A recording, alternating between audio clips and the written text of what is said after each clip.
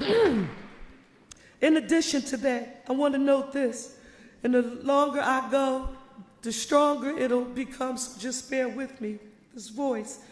76th place is projected to generate over $700 million in new tax revenues for the city of Philadelphia and the school district. Grow the economic pie is what I committed to doing. Finally, 76th place presents an unprecedented opportunity to unlock that long-needed redevelopment and unprecedented revival on East Market Street, creating jobs, generating additional tax revenue, and bringing vibrancy back to a key commercial corridor. We want Market Street, and a lot of people didn't know about this historical fact. So many people were fact-checking the public announcement that I made. They said, well, you said that Market Street was Philadelphia's first commercial corridor, because it was. It can reign supreme once again. Now, this is for the lifelong Philadelphians, what I'm about to mention. And this is when I do truly get a tad bit nostalgic. I remember the Market Street of old. I remember working on Dunkin' Donuts. You didn't even know there was a Dunkin' Donuts between, okay, there's a Dunkin' Donuts right on Market Street. I worked there when I went to high school at 1118 Market Street, Parkway. When you earned enough that you could go shop and want to make it in your own right, and you could go and take your paycheck and buy some shoes at Strawbridge's, or go and buy some linen in JCPenney, or get a hot dog in Woolworths. I'm talking about my own right. I'm not talking about my pictures with Santa Claus that we waited in line for at Wanamaker's, but guess what it reflected? And this is important, and I want you to know I will not apologize about this. It represented a certain amount of quality that, quite frankly, if we want to get access to it right now, and I got to go to that whatever that place is called. I don't want Philadelphians having to travel anywhere else to get access to quality retail. We should be able to do it right here in our city and on Market Street like we used to.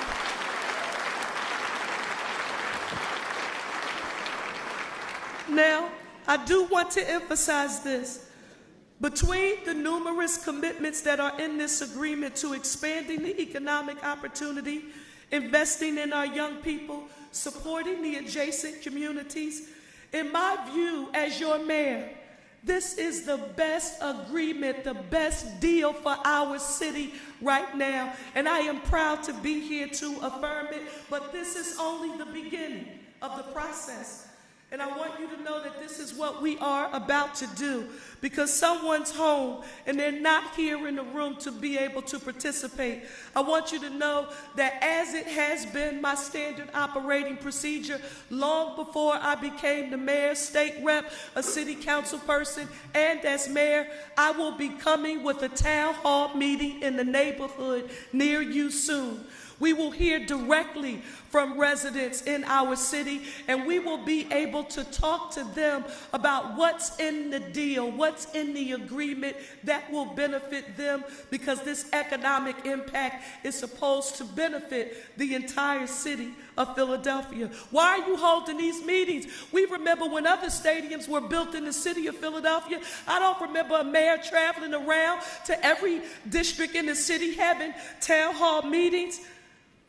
We are empowering the tool of transparency so no one will be able to say that they don't have the details and the facts for themselves about what is included in this agreement. Now, I'm going to give you just a few, and these are just a few highlights of what's included in the agreement, and then you're going to hear from the folks who, on behalf of my administration, we're at the table hammering the agreement out with the Philadelphia 76ers. The first thing I want to note for the record is the legislative process. We've gotten a lot of questions about the legislative process. Honoring Councilmember Squilla's commitment, the legislation is being publicly posted on Sunshine. When you hear people say, well, when is the legislation going to be sunshine? That just means posted. It's going to be posted on the city's website today. Today, the legislation is being posted. Actually, it's online right now. All you have to do is go to www.phila.gov, scroll down on the city's webpage, and there's a link to the legislation right there. However, it's going to be formally transmitted for requested introduction in City Council on October the 24th. That's the legislative process. Next is the local tax revenue. Now, you're going to hear from two people for whom I have a great deal of respect and admiration, and we worked very closely together throughout this process, and that's Rob Dubois and Sam Rhodes, and they're going to walk through with you what this agreement will mean financially for Philadelphia and taxpayers. But I can't resist just sharing just a few top lines. First, you heard me mention the Sixers are financing an estimated $1.3 billion for this project with no city funds. Next, the Sixers will make an average pilot and use and occupancy payment of $6 million per year over 30 years.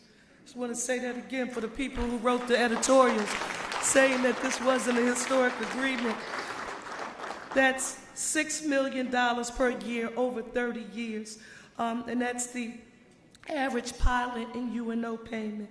Now, the pilot and the UNO agreements, listen to this, Philadelphia, they are more than 2 times larger than any of those for any prior local arena or stadiums that have been built in the city of Philadelphia. Give that a round of applause, please. That's important. You heard me mention the $700 million in new tax revenues for the city and the school district over the 30-year life of the agreement. But I need to state for the record that this is the highest ever for a local sports facility. And Rob and Sam, they're going to take you through those details in a second. Now the next, and we're going to talk about this when we get to those town hall meetings, when lots of people were only focused on the arena proper, I would often state in some private conversations, don't be small-minded. You've got to think beyond the basketball. I'm the mayor. I'm supposed to be thinking beyond the basketball. That's when you find out what's available and what's in it for people in different constituencies across the city. Well, since the start of our negotiations with the Sixers, we've had a vision about how this agreement would leverage 3 different but very interrelated pathways to economic opportunity. And I call it beyond the basketball. So every time you hear me talking about this proposal, this agreement that we've reached, you will hear me talk about beyond the basketball. That's the name that I use to refer to the economic opportunity. First, it is the Economic Opportunity Plan. Second, it is the $50 million community benefits agreement. And third, it is the significant development potential along Market East. The EOP, the Economic Opportunity Plan, it is by far the best in the city's history. What makes it the best? It's more comprehensive, specific, and detailed than any prior EOP for a recent large-scale project and or a prior stadium or arena. It contains goals for a diverse workforce, for minority women and disabled employees and diverse contractors. That includes MWDSBEs that meet or exceed participation targets in prior local arenas and stadiums. What else does it do?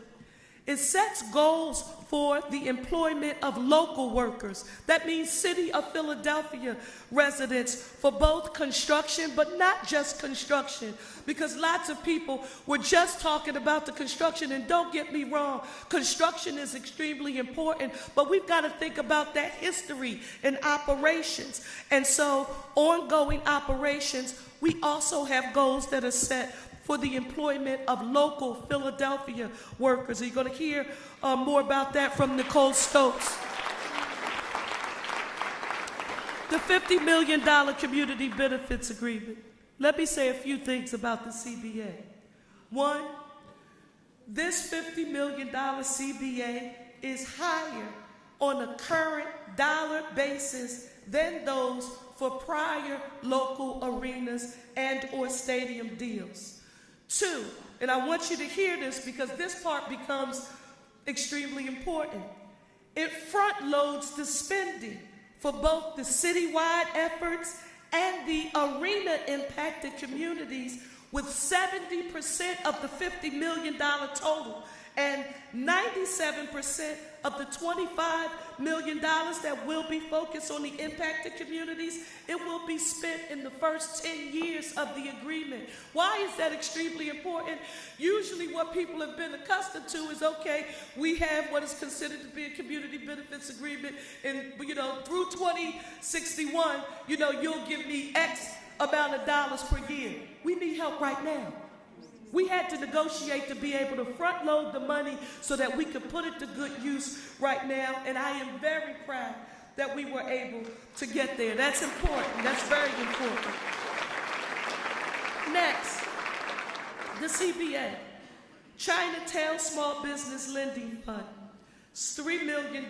What is a small business lending program ideally working in conjunction with community-based lenders that will help to stabilize and expand Chinatown proper specific businesses. Next, a business disruption fund, $1.6 million. Grant funding, not loans, but grant funding to assist small businesses impacted during the construction of the arena. And next, Power Up Your Business, $2 million. This is funding to support neighborhood-based businesses and entrepreneurs who have a vision and or a desire to expand and grow their businesses and potentially one day become a concessionaire and or do business with the arena. They will now have a place and space that will help them rise to that occasion. And so with that, I want to add it up. 2, that's 3, that's 3.6, and that's $6.6 million. So for any member of the Chinatown community who I've spoken with, I have a group of stakeholders who I met with, who I respect a great deal, especially our elders who were a part of that conversation. As you can see, we listened, and we told you we would be good listeners, and I'm proud of that portion of the agreement. Next is for housing support. This is something else that was the result of those conversations, but it's in line with the goals and the visions of this administration. Housing support, $3 million to support a range of housing coordinated programs. Affordable housing preservation, senior housing, home ownership support. Why is this important? As mayor of this city, I've made a commitment to create the building through the building of new and or the preservation of existing 30,000 units of housing here in the city of Philadelphia during 4 years, one term. And this helps to leverage support for that commitment. So I'm excited about the housing. Next is the traffic support for public transit. $3 million funding to support Sept and PATCO used for arena events. This is extremely important. We want people taking mass transit. We want them coming in on PATCO. We want them taking the Broad Street line, the L, the regional rail, every mode of transportation, mass transit, public transit that's available. We want to incentivize it, and I'm excited about it. Next part, and I've heard this quite often, the public safety concern. The community benefits agreement includes $4.1 million in funding for 21 new CCTV cameras at locations around the arena and for the construction of a new neighborhood security substation with public safety staff, not just from the Philadelphia Police Department, but the PPD, Sept, the Center City District, and Jefferson. Give that a round of applause for public safety, please. Coordinated, no silos. And one thing that's been extremely important to me, you know, that's that streetscape and the lightings and upgrades with lightings at 4 locations around the arena. Economic opportunity. As a black woman who's been elected since 2005, who started interning in council at the tender age of 17, you don't know how many times I've heard a black developer, small business owner, say that they are interested in starting a development company or a small business, but they can't obtain the insurance and or the bonding.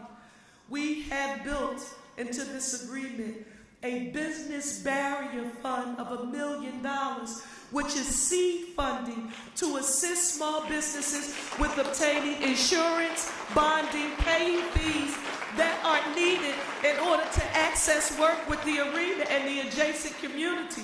So Philadelphia, we can't build in the economic opportunity for you and say, okay, it's available. And we know that the insurance and the bonding has been a barrier to entry, and we do nothing to connect those who need it most with the opportunity. We've done that with this agreement, and I'm proud of that. Education support. City College for Municipal Employment, we just funded via our $6.3 billion budget that we just passed, our One Philly budget. I'm proud that $4.5 million is included in this agreement to support the City College for Municipal Employment. It's a key initiative in my administration that includes related employment and contracting opportunities that are going to come from the arena, related development, and ongoing commerce and business activity in the adjacent community. Next is the, it's all right, you can clap for that. Thank you, it's fine. Next is the extended day, extended year schooling. I know this is important because I watched a video on the way in from a group called Rosie's Girls. The electricians have supported and it's been established throughout the trades. If I have it, Joe Grace, you make sure I give it to you so that we can post it to give access to opportunity for people who never thought that working in a space like the building trades, which is male-dominated. Here, we have an organization that is there solely to motivate, inspire, encourage, and train women to enter into the building trades. Yeah, that's important. But guess what? They shouldn't wait until they amass the amount of student loan debt that I have where I'm going to be paying back until I'm dead.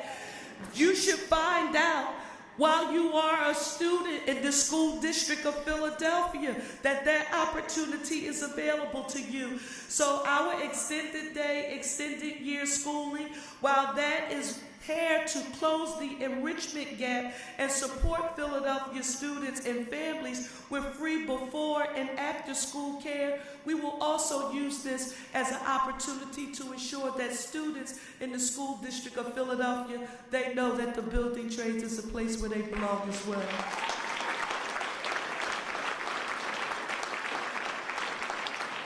Next, you heard me talk about revitalizing Market Street. If anybody tells you that Market Street is okay the way it is, I will tell you that they haven't been in Philadelphia as long as I have, and that vision is short-sighted. This development and this agreement, it has the potential to change the way we think about our city. And I want you to know that for me, this didn't just start when I got to the mayor's office.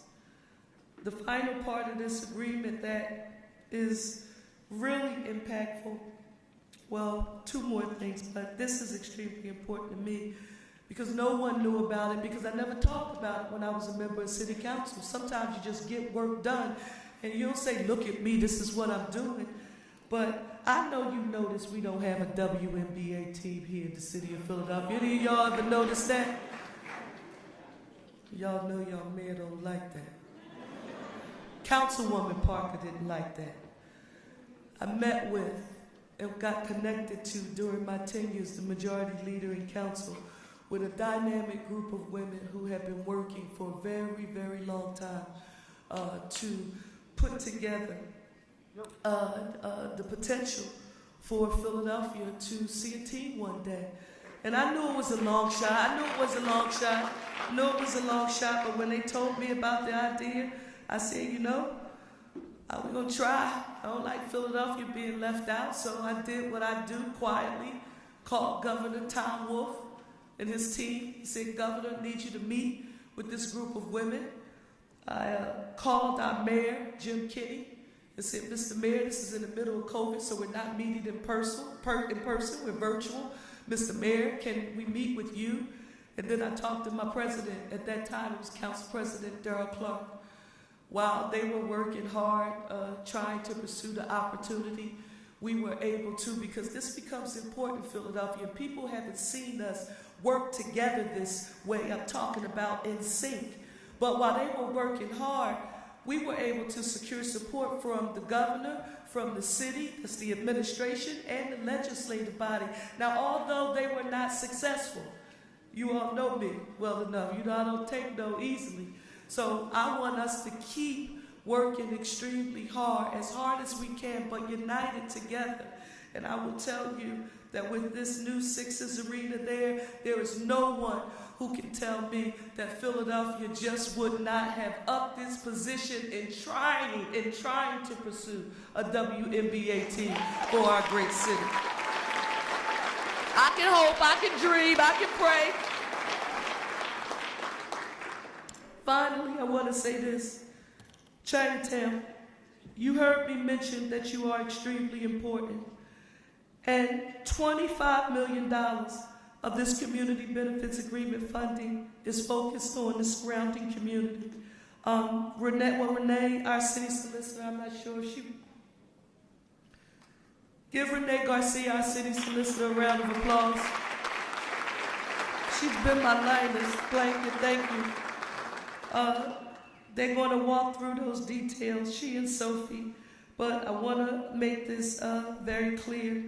We are going to make good on every commitment that we made to you.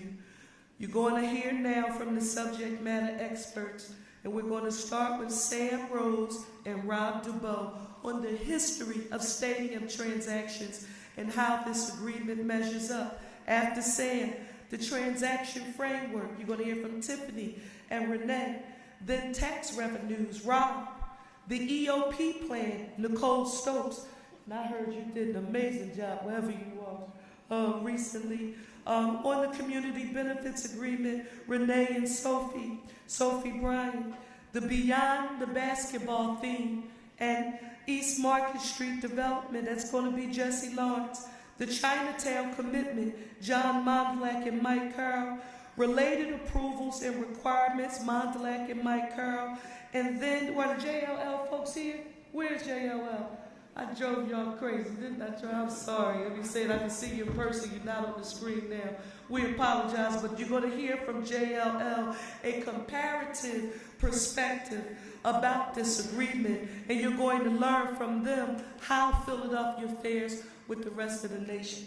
We want to make sure we cross every T and dot every I, because when we leave this meeting on today, there will be no one who can watch this video or who attended this meeting who said that anyone attempted to not disclose all of the details associated with this agreement. So give the team a round of applause, and Sam and Rob, come on up.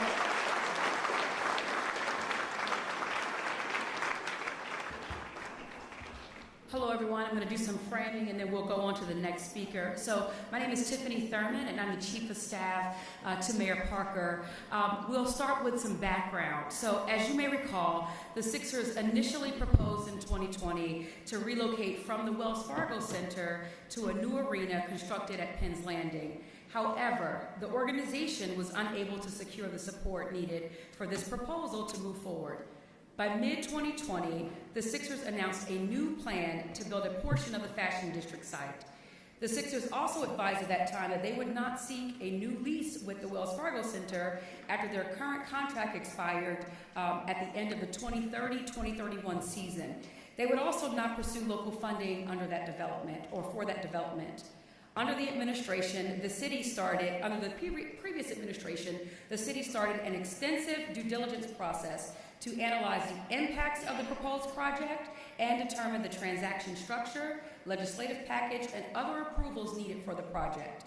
The resulting 4 impact reports, which were conducted by independent consultants, were released through this administration last month and have continued to inform the discussion around this project. We can move to the next slide. Mayor Parker talked about her guiding principles. When we started on day one, the mayor set her own table. There's been some questions about who was at the negotiation table, and I want to be very clear. The mayor set the negotiation table, and she determined who would be at the negotiating table, and she set the rules of engagement, and those rules of engagement informed our guiding principles. Those guiding principles were, 1, we would take careful stewardship of our all-city resources and focus on the city's fiscal stability, which we did through the passage of our FY25 One Philly budget. We would maximize the potential citywide impact of such a large-scale development project, ensuring that the benefits were felt across the entire city, including, of course, Chinatown. That we would also unlock the long overdue and much needed redevelopment of Market East, which my colleague Jesse Lawrence will go through in great detail later this evening. And through that unlocking, that it would attract new investments, generating jobs, and new tax revenue that the mayor outlined in her opening just now. We would also preserve and enhance Chinatown. We would preserve and enhance Chinatown, not do away with Chinatown. And that's really important that you all hear that from us. And we would do that by responding to long-standing, pre-existing challenges that have developed decade over decade. We know much, we will definitely have much further discussion, and that will continue throughout this year and beyond, and we will continue to work with the stakeholders and the communities. And lastly, we focused on ensuring that city residents and businesses from groups historically excluded from participation in deals like this would have access through employment and contracting opportunities. I'm really excited that you'll have an opportunity to meet our EOP team, our kitchen cabinet, and you'll hear about the very thoughtful and intentional process that we took under the mayor's guidance with developing and crafting this unprecedented and historic economic opportunity plan. Next slide. The agreement's highlights and transaction structure. We all know that Philadelphia is hands down the best sports team town in this country. Hands down. We were relentless. We worked tirelessly to ensure that this is the best sports facility agreement in the city's history. And that's a big, bold statement, but we have to validate it, which we will do this evening. And the 76ers, we wanted to ensure that they would remain our home team at least until 2061. With regard to funding, the Sixers are financing the entire $1.3 billion project with no city funds, as Mayor Parker outlined. We also wanted to ensure that through this agreement, 76th Place would create over 1,000 construction jobs and operation jobs, and that we would not just focus on the construction period or the pre-construction period, but that we also focused on the long-term operation plan to ensure that there were provisions for internships, real sustainable internships, management training programs, and the like. We also wanted to ensure that this plan served as another instrumental element of this agreement and reflected the community at large. We'll talk about the $50 million community benefits agreement, which the mayor talked about how we took a more front-loading approach and how those supports will impact not just today, but on into the future. These investments will be critical to help spur a broader, city-led focus on Chinatown aimed at ensuring its ongoing vitality and strengthening this treasured community for many years to come. Next slide. The new arena is also expected to generate more than $700 million in tax revenues for the city and the school district, resources that are urgently needed today for our students and the people that we're called to serve. Finally, this project offers an unprecedented and remarkable opportunity to unlock needed redevelopment on Market East. I am really proud of this deal. It truly is the best financial deal the city has ever struck for the arena and for the stadium. And with the many commitments in the agreement to expanding economic opportunity, investing in our young people, and supporting nearby communities, we know that this is the right deal, and it will ensure, and we are ensuring, that this will advance our safer, cleaner economic opportunity for all agenda. Next, we'll have Andrew from our City Law Department, Andrew Richmond, come up to discuss the transaction structure to this agreement. And after Andrew, we will then go on to our competing facilities provision.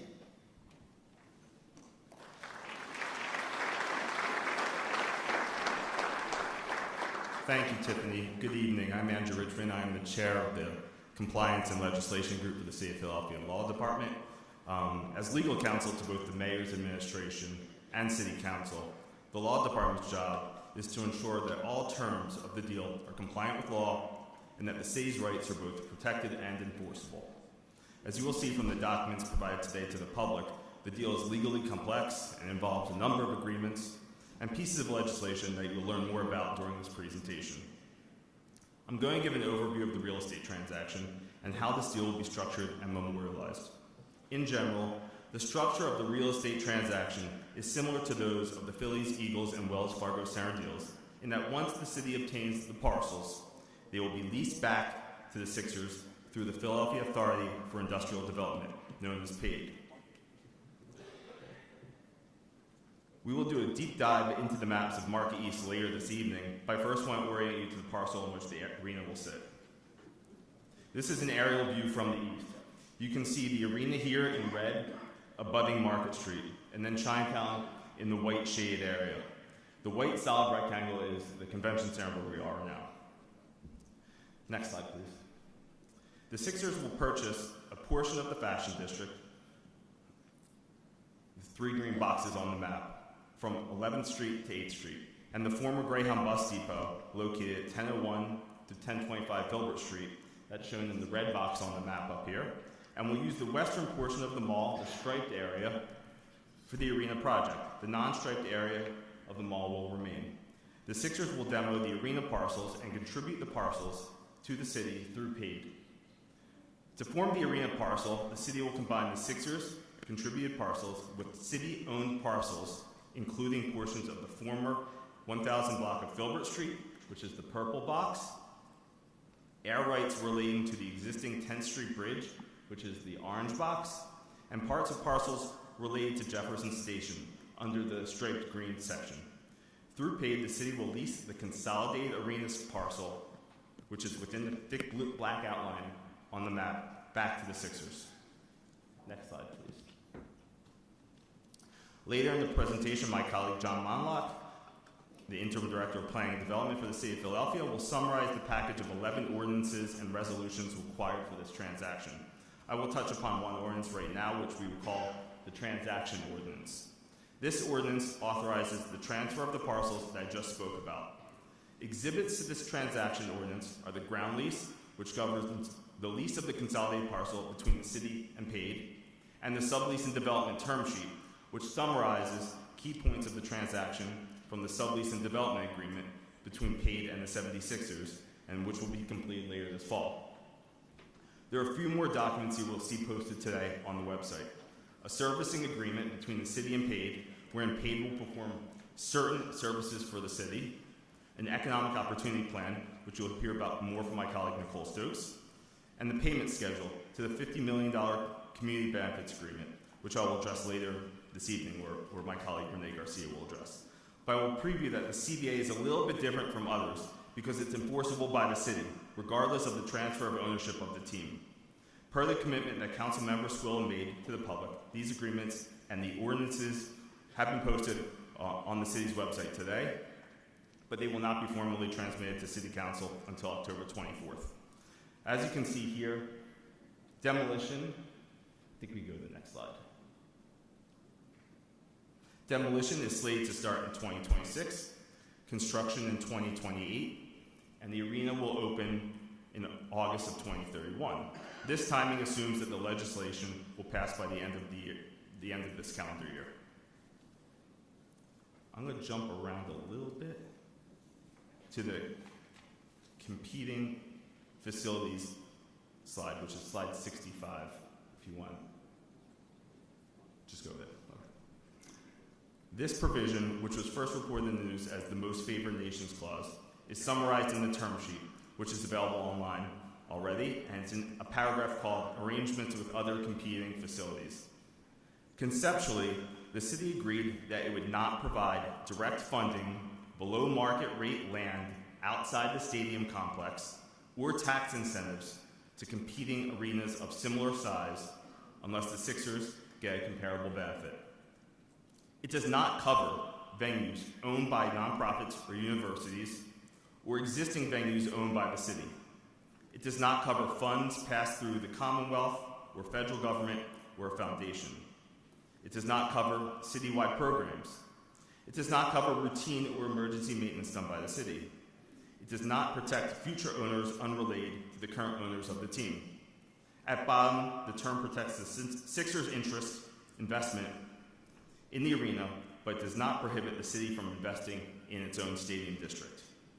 Next, I'm going to hand it over to Sam Rhodes from PIDC. Thank you.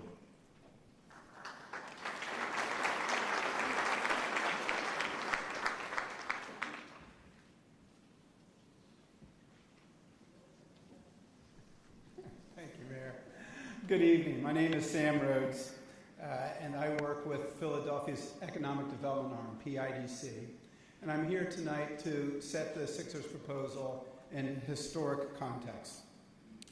The Parker administration's agreement with the Sixers builds on nationwide progression from public ownership of professional sports facilities to public-private partnerships. For much of the 20th century, the nation's and this city's sports facilities were funded, constructed, and operated entirely by city government. For the Philadelphians amongst us, think of Veterans Stadium or JFK, which were completely owned and operated by the city of Philadelphia. Coming into the current era, leagues were able to capitalize on their popularity with significant broadcasting rights, and the teams were able to secure substantial naming rights and advertising revenues. With the ability to borrow against these revenues, responsibility for funding the construction of these facilities, and the financial responsibility for operating and designing and maintaining these structures started to shift from the public sector to the private sector. Next slide. Philadelphia saw this trend itself in the development of the Wells Fargo Center, of Citizens Bank Park, and of Lincoln Financial Field. And you'll note they have corporate names as opposed to civic names like JFK or Veterans Stadium. That's part of the shift. In each case, the City of Philadelphia and the Commonwealth of Pennsylvania made substantial but capped contributions towards land, infrastructure, parking, site preparation, and otherwise shifted the responsibility for design, finance, development, and operations onto the teams, while also obtaining substantial economic opportunity plans and community benefits agreements. Next slide. The proposal in front of us is very different from those earlier transactions and far superior. It has no local public funding. We have progressed from 100% government funding to capped public funding to no public funding in this transaction.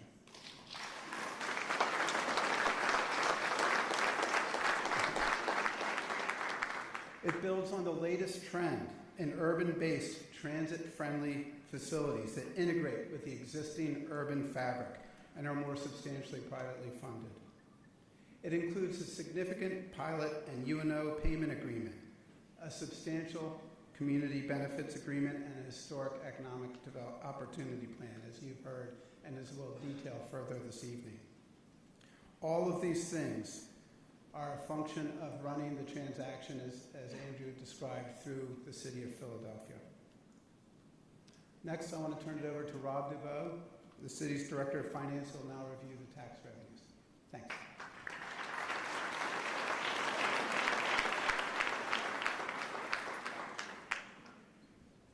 Thanks, Sam. I'm Rob Dubow from the City Finance Office, and so I'm here to talk about the unprecedented numbers in this deal.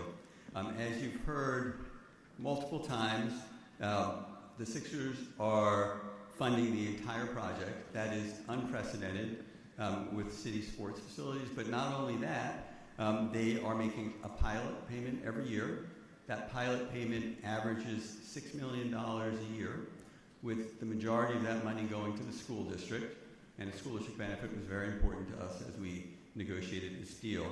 In comparing this to earlier pilots, you can see on the slide the Wells Fargo pilot, the Eagles pilot, and the Phillies pilot.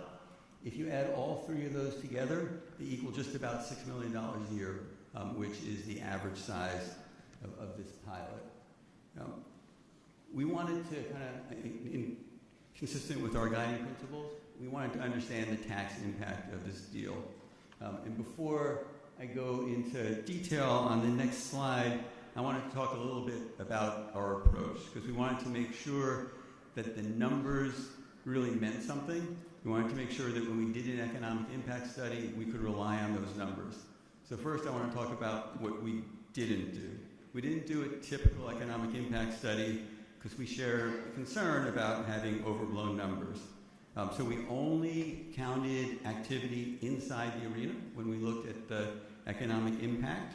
We didn't use large multipliers that you'll see in other economic impact studies that tend to puff up numbers. We also didn't assume that any increase in Sixer revenue, so for example, if they win a string of championships, we didn't assume that in here, so we didn't assume additional revenue from that. What we did do, we hired a nationally recognized firm called CSL, who studied arenas around the country to help us look at what the impact of this arena would be. So what they did is they looked at what happened in other cities in particular that had multiple arenas, and in other large cities around the same size. They also reached out to promoters to talk to promoters about what we could reasonably expect would happen in our new facility. They based their analysis only on the net new events that they thought that the arena would bring to the city. They also looked at things like, will this arena be displacing things that would have already happened? Will some of the spending actually wind up going into other jurisdictions? And they adjusted for that. So with all of that done, we thought, okay, these numbers are real. So what did we find? We found that the arena would attract 53 net new events, 35 concerts, 15 family events, and 3 other events. And we found that between construction and those new events, the arena would drive almost $2 billion in new spending, would create the jobs that we've talked about, and would generate new revenue. And in this slide, we look at the revenue in 2 ways. One in current dollars, and then another if you discount back to try to compensate for the time value of money. Without that net present value, we get the $700 million that we've talked about. Unprecedented, and we will show a slide that shows how that compares to earlier arenas. On a present value basis, $250 million for the city and the school district, and another $140 million for the state. So combined about $400 million in net present value. On the next slide, and this is one of our favorite slides, we compare this deal to prior arena deals. And what I really want to focus on is how this deal differs. So if you look at the column that has impact and go down to where it says project cost, you will see that for the Wells Fargo Center, Citizens Bank Park, and Lincoln Financial Field, for acquisition, there were public dollars, sometimes substantial public dollars. For 76th Place, it's all the team. You'll see that for site preparation, infrastructure, all team for this deal, and public money for each of the earlier deals. Same for parking. So really different, really unprecedented that the team is putting all that money into this deal. Go to the next slide. The next slide looks at the dollars, the tax dollars. For the city itself, you can see that you've got $555 million over 30 years. For the school district, about $150 million. Compare that to the earlier deals, and you can see that this deal generates substantially more revenue, and that's true whether you look at it on a net present value basis, on a current value basis. It's just more money for the city and the school district, which is very important to us. We've talked about the community benefits agreement, and one of the big differentiators in that agreement between this agreement and earlier deals is that a lot of this is front-loaded. Other deals tended to have even payments across time. So we'll see more of the benefit sooner in this deal. We also have an economic opportunity plan that is unprecedented in the way we've set it up and in the controls we have to make sure that it's actually abided by. On the next slide, we start the beyond the basketball part of the discussion. As the mayor talk about how this deal is unlocking economic opportunity throughout the city. One, through that economic opportunity plan that I discussed and that Ms. Nicole Stokes will walk us through in more detail. Two, through that negotiated community benefits agreement. And Sophie Bryan is going to take us through more of that. And then the significant development potential along Market East that Jesse Lawrence is going to walk us through. All of those initiatives focus on expanding opportunity for both the workforce and for local businesses. We took a comprehensive view across these components, and they reflect national best practices, and they position us to meet or exceed all of our goals. And with that, I'm going to turn it over to Nicole.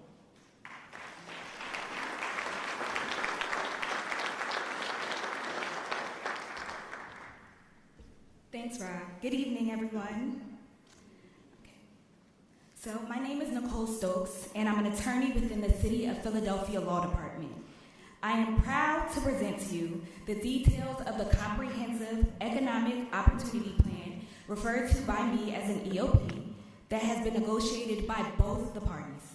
A strong EOP must be ambitious and aggressive, but also allow for realistic goals and to allow for compliance and enforcement of the terms.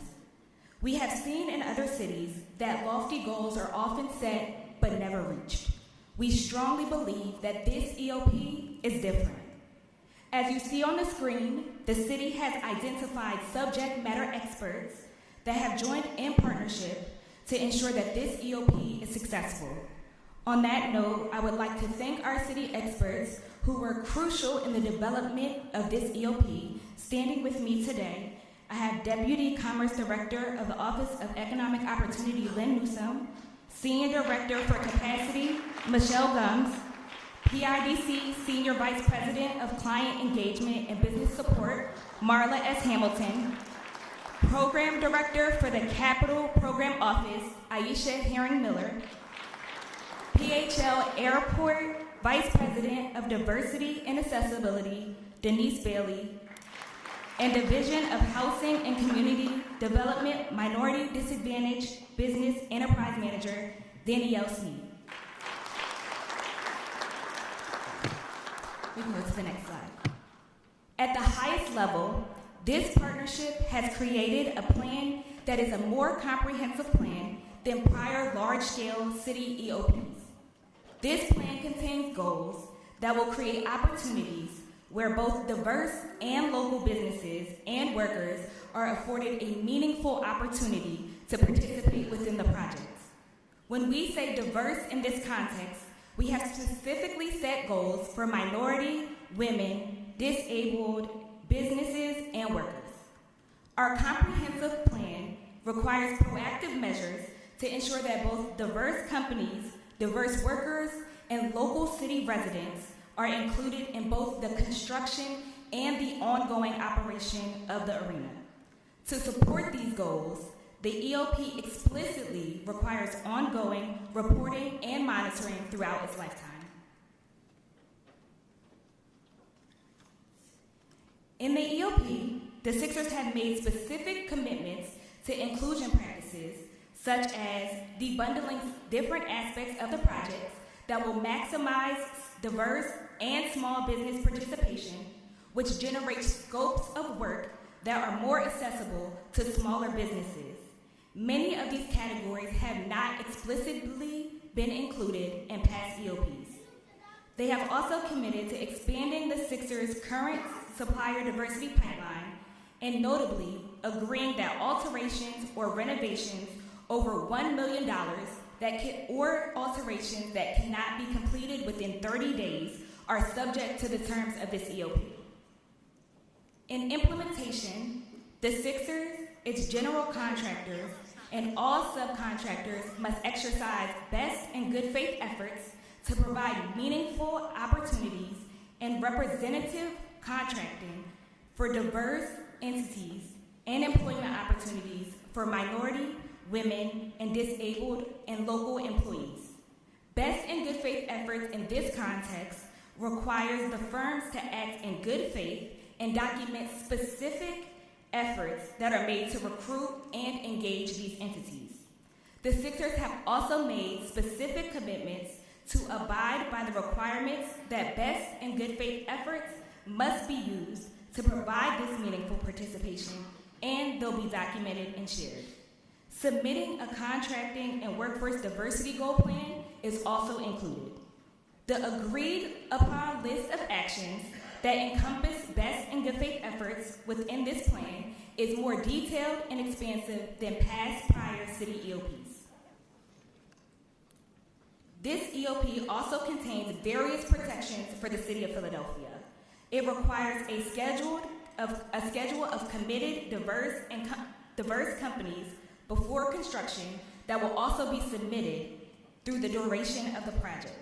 That is a key distinction from past EOPs. It also specifically guards against pass-through entities to ensure true participation by diverse companies.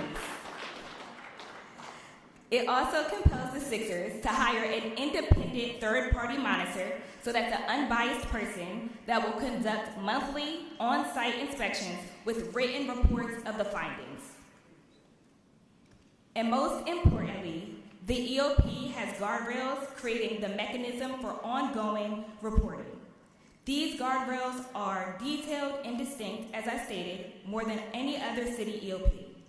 This EOP also establishes an oversight committee, so at minimum, they will be reporting to an oversight committee which includes representatives from the Sixers, specifically a C-suite representative, which was actually included in the Citizens Bank Park EOP, and that in itself demonstrated success.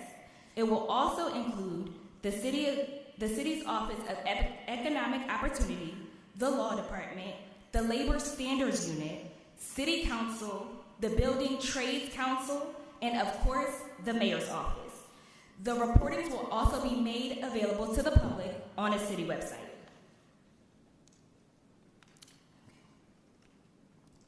Another key distinction in this EOP regarding reporting is that it references both construction and operations. The designated oversight committee, which includes all the parties I just mentioned, is responsible for reviewing these monthly, quarterly, and annual reports to ensure that the Sixers are meeting their goals throughout its lifetime. It is also important to note that the Sixers are a willing and ready partner to this EOP. This means that all the parties involved want to see this EOP work. The minutes of the committee meetings and the reports will also be made available to the public, which is a key difference from past city EOPs. The exact location of the reports will be on a central city website, which will be released at a later date. Next slide, please. So on this slide, you will see specific goals in the agreement posted online, but also within these slides.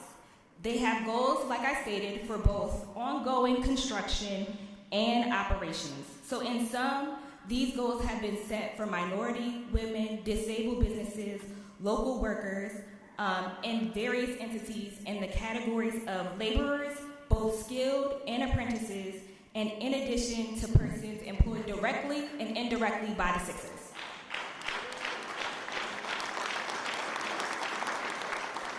Next slide, please. Okay. So the goals for skilled laborers, and apprentices were developed through a dual lens of both the current workforce, demographics, and programs that are already in place by the parties that plan to expand the workforce. Best and good faith effort in these categories includes specific named programs and partnerships. So for example, we will leverage relationships with Philadelphia Works, OIC Philadelphia, Rebuild, the city's capital budget office, the City College for Municipal Employment, and Everybody Builds.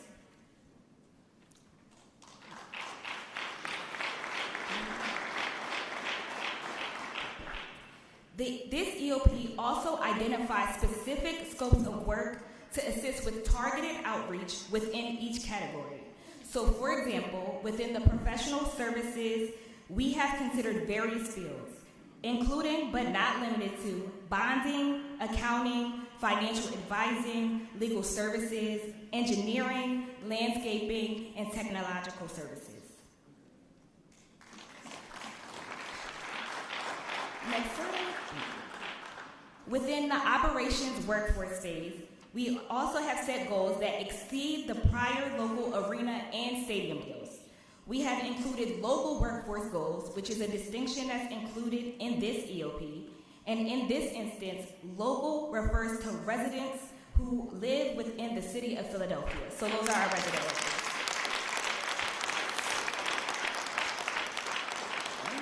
And also notably, these goals run through the entire Sixers workforce for ongoing operations. So if they will affect interns, hourly, salaried, and management employees. So goals have been set through all. Further, within the operations phase contracting, we have also set goals that exceed goals for local sports venues. Notably, concessions specifically, those goals are contemplated and included within this agreement. In addition, the Sixers have proactively committed to including Chinatown businesses in outreach and in development. The Sixers are also already in the process of building a pipeline of diverse vendors that can do this work. They have been piloting a model program to help prepare relevant businesses to accomplish the goals set forth within the plan. With that summary, I'll pass it to the next presenter, City Solicitor Renee Garcia.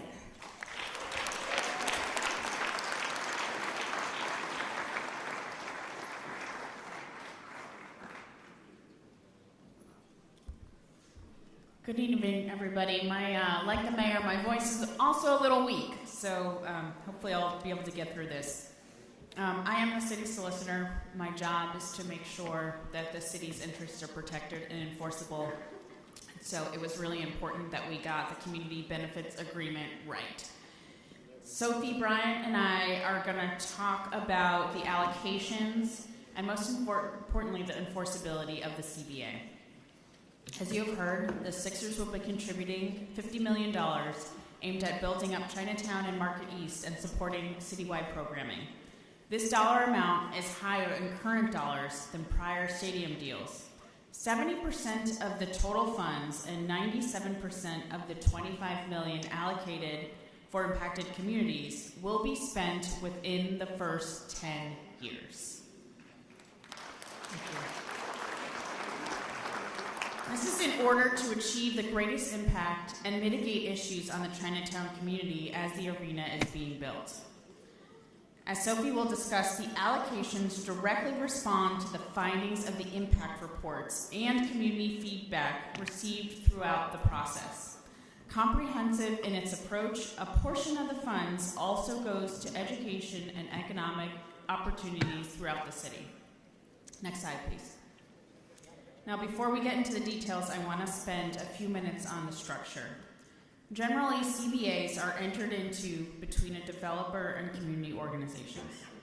For those of you following the news, the CBA related to the Barclay Center in Brooklyn did not include a successor clause, which meant when this team was sold several times, the new owner said that they did not have to pay according to the CBA.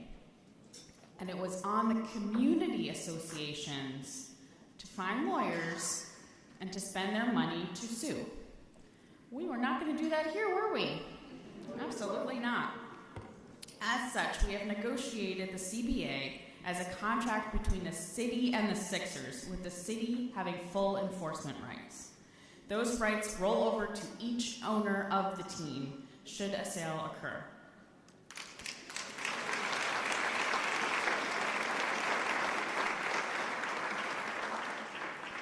Except for some direct infrastructure spent by the team, the funds will flow into the city and then out to third parties.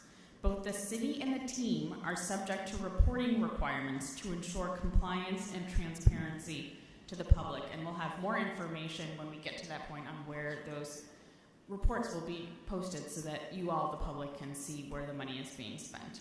I will now turn it over to Sophie to discuss the allocations in further detail. Thank you, Renee. Sophie Bryan here, and we're going to drill down into some of those details about the $50 million community benefit agreement. So, simple math, 50-50. The way the mayor and her team approached the CBA was to take half of the allocation and really direct it to being responsive to the impact reports, considerate of adjacent communities, and encompassing feedback from impacted communities. And then the balance, the other $25 million, is directed at citywide impact. So 25 gets us to the 50. Next slide, please. As Renee mentioned, and we probably just can't mention enough, it's really important that these dollars are front-loaded. I think Rob talked earlier about how for prior community benefit agreements related to arenas and stadiums, that $30 million, for instance, would be $1 million a year over 30 years. By sharp contrast, the agreement we've negotiated on behalf of the city has 70% of the $50 million spent in the first 10 years, and fully 97% of those dollars that are directed to impacted communities spent in the first 10 years. This is by design.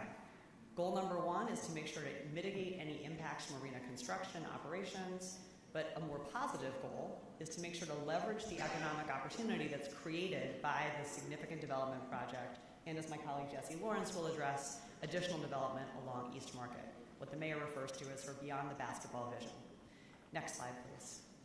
So I'm going to now go through those two $25 million buckets. First, talking about allocations that are responsive to impact reports, responsive to adjacent communities. And we've grouped this by sort of broad topic area. So first and foremost, small businesses. We are all sensitive to, and I'm sure anyone who's been following the discussion about this transaction, concerned about the potential impact on small businesses in Chinatown, but also on East Market, Washington West, and adjacent communities. So we want to articulate a couple of key investments that use CBA dollars to respond to those impacts. First is a Chinatown Small Business Lending Fund. The idea here is to create some seed funding that would be leveraged with additional resources to make loans to that would help expand and support local businesses. And here, this is really sort of proof point number one of the mayor's entire approach of leveraging dollars to have a broader impact. Second, a business disruption fund. Dollars that would specifically help respond to and support businesses that might experience some construction-related disruptions in deliveries, in business access, in road access during construction.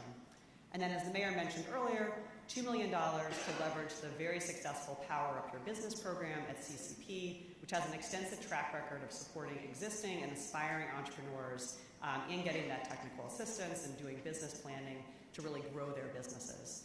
The mayor articulated to her team the key priority that those Power Up Your Business offerings must be both available to folks with limited English proficiency and demonstrate cultural competency. So offerings that are available and useful and accessible to intended communities. Next slide, please. In the sort of broad category of neighborhood preservation, my colleagues John Monlack and Mike Carroll are going to speak a little bit later this evening about the mayor's overarching commitment to Chinatown. So right now I'm just going to pick up a couple of the CBA-supported investments here. So first and foremost, fans of urban planning in the Parker administration. And so there are dollars in the community benefit agreement that would support master planning efforts both for Chinatown as a community and also for Market East. Really taking advantage of the opportunity to rethink, invest, and re-envision. And like as with any good city planning, urban planning effort, that master planning effort is going to be done in conjunction with community and with stakeholders. And we're really focused in on the issues that we know are of great import to Chinatown residents, including traffic and parking and other quality of life issues. Next slide, please. Housing, the mayor is a vocal advocate and a visionary around housing, and we heard a little bit earlier tonight about her vision for creating and preserving 30,000 units of housing. So the city is going to take a $3 million allocation in the CBA and really leverage that in conjunction with the mayor's broader plan, but focusing those dollars in on housing concerns, displacement risks in Chinatown and adjacent communities. Next slide, please. Cleanliness, another example of the sort of idea here of taking an existing program, putting additional resources in it so those dollars go farther.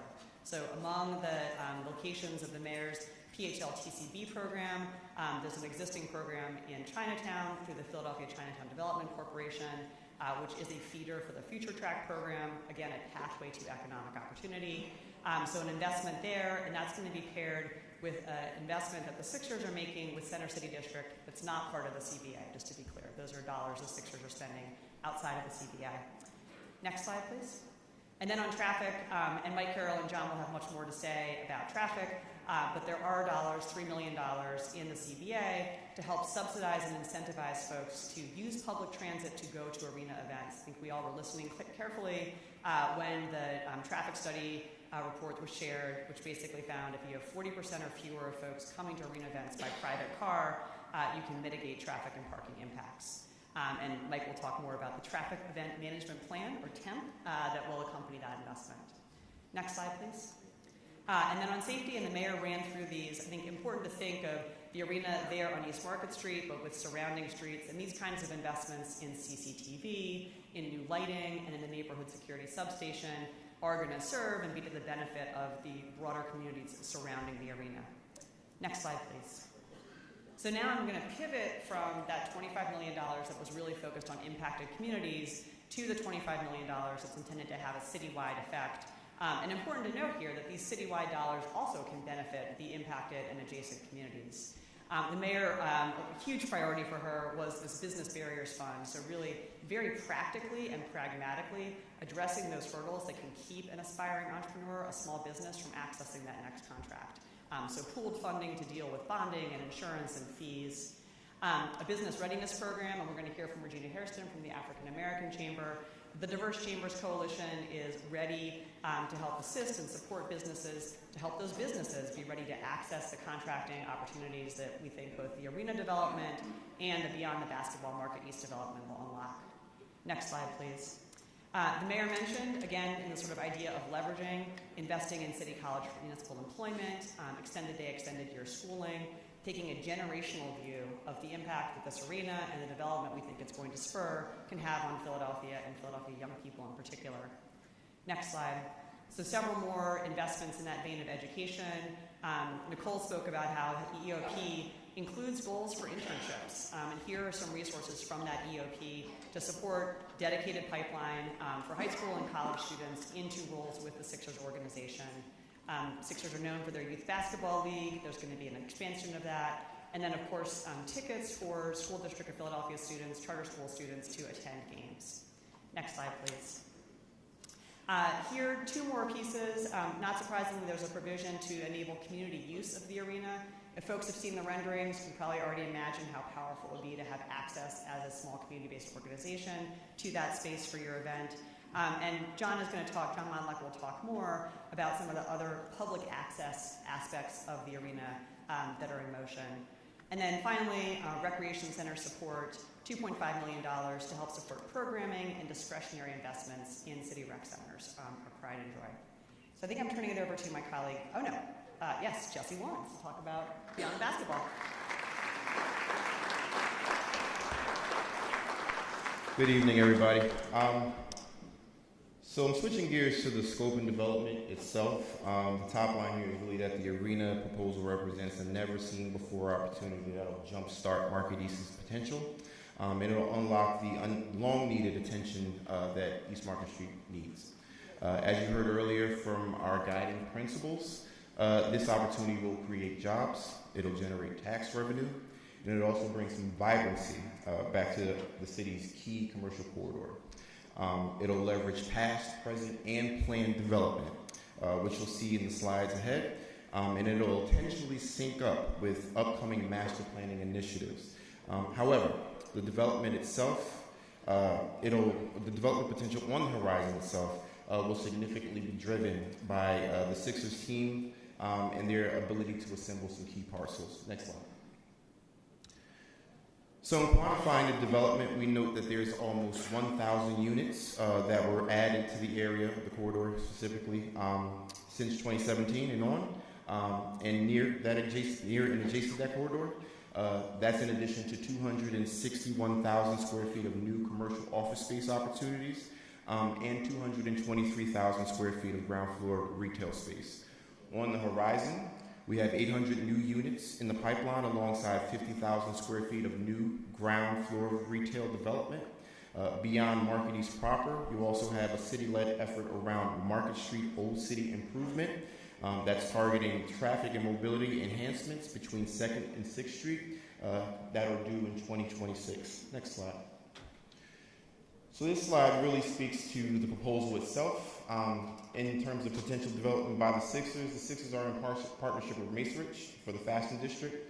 They've assembled key parcels on the south side and on the 900 block and the 1000 block of Market Street. Their Market East development plan describes potential that's phased redevelopment, includes the first phase, which is slated to kick off in 2027. That's the arena site itself, 18,500 seats, and including the south side of 1000 block of Market Street, which excludes the CBS parcel. That incorporates 453,000 square feet of total development, which also loops in 380 residential units and 28,000 square feet of retail, along with 127 parking spaces. The next phase, which is slated to kick off in 2030, is the south side of 900 block of Market Street. Similar size in development, but 433,450 square feet total development, increasing the residential unit count from the previous phase to 340 residential units, 26,000 square feet of retail, and 114 parking spaces. So in total with the arena, you're looking at an additional 54,000 square feet of retail, along with 720 residential units, and roughly 83,000 square feet of new parking, 241 spaces altogether. Next slide. So this slide itemizes the real planned development outside of the proposal. Other improvements slated on the horizon, another 600 plus residential units, 600 hotel beds, over 50,000 square feet of new ground floor retail, and also 700,000 square feet of office space. I want to note that that is dated on that's from a dated proposal from 2016, potentially at 13th and Market Streets. Next slide. So this big map shows how we beat the block at the mayor's request. We took a survey from City Hall all the way down to Penn's Landing, from here to the river. We looked at the development potential on an overall basis. It represents our collective consideration of past, present, and future development, quantified along Market Street from City Hall to the river again.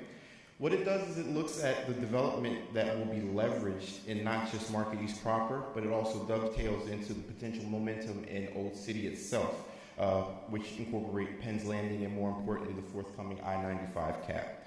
It maps not just the opportunities, but it also looks at the hotels and the parking and the plazas that provide all the amenities to support this kind of stuff. And the following slides are really going to be a block-by-block survey of the potential that we've made note of throughout this process. Next slide. So we start closest to City Hall.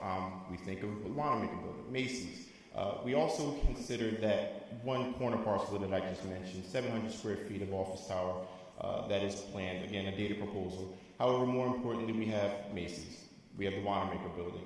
That particular investment by TF Cornerstone, we paved the way for 600,000 square feet of office space. Off the corridor, we have what many know as the Fergie Tower at 1213 Walnut Street, excuse me. That's been completed, 322 units and 7,200 square feet of retail.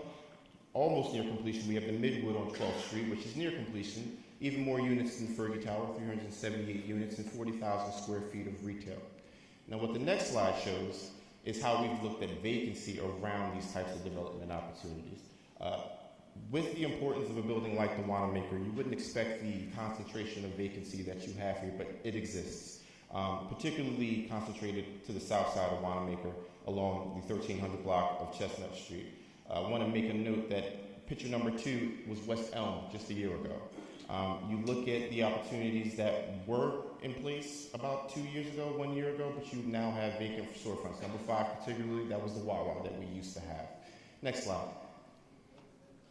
We move further east to the 1200 blocks of Market, Filbert, and Chestnut Street. Again, moving away from City Hall, away from the Wanamaker Building, but looking at conditions that we have around the Marriott. The Marriott, which has closed its doors to Market Street, a major hotel, a major component of the corridor, but does not face a major corridor of the city of Philadelphia.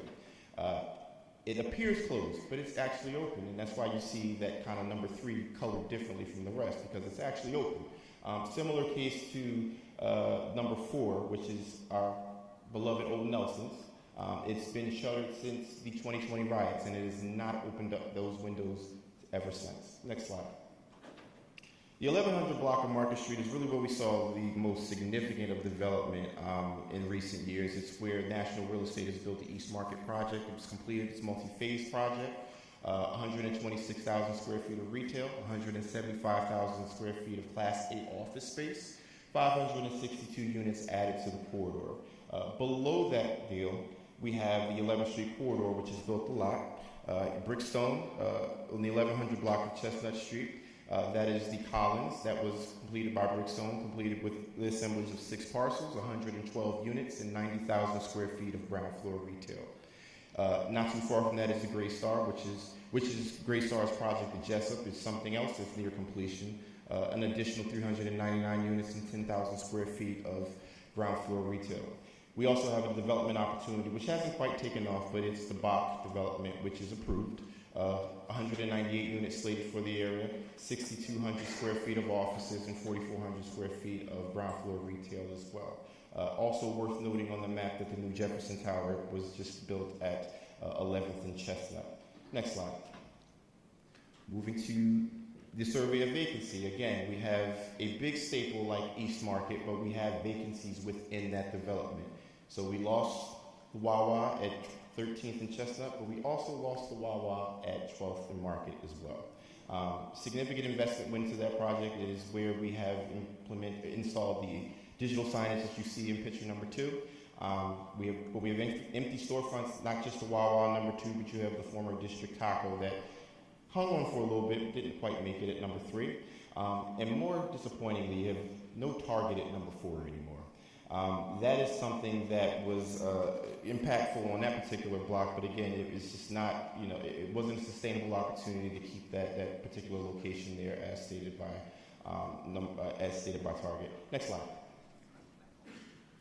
So now we get to the kind of center of what the proposal is on the 800, 900, and 1,000 blocks of Market and Chestnut Street. As proposed and shown a few slides ago, we have the Sixers that proposed a phase 1 slated to kick off in 2027. That's the arena site in the south side of the 1,000 block. And also phase 2, again, which is slated to kick off in 2030. What we also have on the 800 block is a parcel that is earmarked for 420,000 square feet of development by the Goldenberg Group. They are looking at doing a hotel with 400 to 600 beds and approximately 45,000 square feet of retail. Again, looking at how we are possibly redoing that entire block with the exception of the courthouse, which is at the middle of all that. Next slide. Next. Thank you. Sorry. So the existing conditions here really demonstrate again what we're looking to, what the Sixers are looking to develop here. It's a combination of control from the Sixers team and also the Goldenberg team as well. But if you move to the next slide, you really look at where the vacancies exist again. We have the heart of the development really at the center of where we have probably the most shuttered along Market Street at this point, the 1000 block. These are former jewelry stores, GameStop, sneaker stores, but now you have, again, nothing there. You have a seasonal occupancy at number 7, which is Spirit Halloween, which is the former Rite Aid. But again, we know after Halloween, there won't be Spirit Halloween anymore. Next slide. Moving down to the 900 block, you start to see, again, more smaller lot sizes. But again, I want to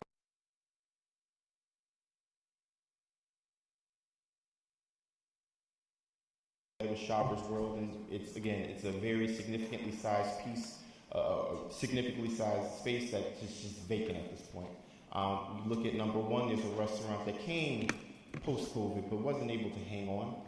And then you look at number 7, which is the new spaces that were developed as a result of the outgoing or incoming fashion district, but again, not quite able to land a tenant. So we have, issues with occupying these spaces, and not just old storefronts and dated storefronts, but even the new improvements as well. Next slide.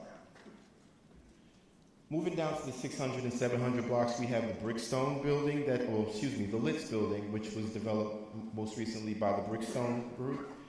Also recently completed with 42,000 square feet of development, but over half of that is still available for sublease opportunities. The most significant investment in that particular parcel is from the Five Below team. Their current headquarters are in that building. To the south, you have the Pearl property. The Pearl property development along Jewelers Row. It's a proposal that's went through a couple of iterations, but what we see here is the most latest iteration. Hasn't quite necessarily broken ground yet. If you move on to the next slide, you're highlighting, again, a very historic and important part of the corridor at the Litz building, 700 block of Market Street, but you have an issue, again, with ground floor vacancy. Number 2 was formerly a Citizens Bank at one point in time, but it lies empty right now. And even on the mid-block location of the building itself, you have an empty storefront right alongside where the main entrance to the building is. To the south side of Market Street on the 700 and even the 600 block, you have some soft site opportunities. Soft site being not necessarily proposed or identified, but has the potential to be something and grow into something. Calling out the empty storefronts at 5, 6, and 7, which are right at the ground floor of an existing parking lot that's owned by Brandywine. But we're calling it out as a soft site opportunity because it's ripe for development, has the potential to be something else given its maximized zoning opportunity, and really could be something with the highest and best use that it allows. Next slide. So we're getting to the mall itself where Market East technically becomes Old City. And it's important to know again that this really dovetails into what's going on in the Old City side. Particularly on the 400 block, we have the potential soft site in the 101 North Independence Mall East. It's located at 5th and Market, the north side, northeast corner. We also, to the east of that, we have 399 Market. That's a space that was most recently upgraded to 136,000 square feet of office space. On the south side of the block, just alongside the Weissman Museum, we've planned conversions for the Bourse at the first floor. It'll be a food hall that is going to be an event venue. Above that, we'll have several floors of the building that'll be planned to be converted into a hotel with some office space if, in fact, that allows for on the upper remaining floors. Directly on Market Street, we have 400 Market Street. That's a planned conversion of the 173,000 square foot office building that is there. It will be swapped into potentially residential uses. Currently the zoning permits that have been approved for this allow for 176 residential units on site. Next slide. So again, we get to the end of the corridor and we're in Old City, and there's a lot on deck for Old City. Particularly, again, there is a group of Philadelphia-based led organizations which include not just DVRPC, but the Old City District itself, Independence Visitor Center, the Preservation Alliance, Chinatown Development Corporation itself, and even the National Park Service. They're looking at proposing a new vision that will allow for this particular historical district to re-enhance itself, allow for new pedestrian and bike-friendly streets, plazas, green spaces, and basically bring that sense of cohesiveness that they say is currently lacking in that district. That's important because it's setting the stage for everything that's happening along the river, particularly the cap itself, and it's pretty much a direct connection. It will be pretty much an improved direct connection to Penn's Landing and everything along the river. Next slide. So I believe my colleague Andrew talked about the competing facilities already. If we go to the next slide. And I believe my mayor talked about the WNBA already. So we'll go to the next slide. Thank you. I'll call up John Monlock to talk about sustainability.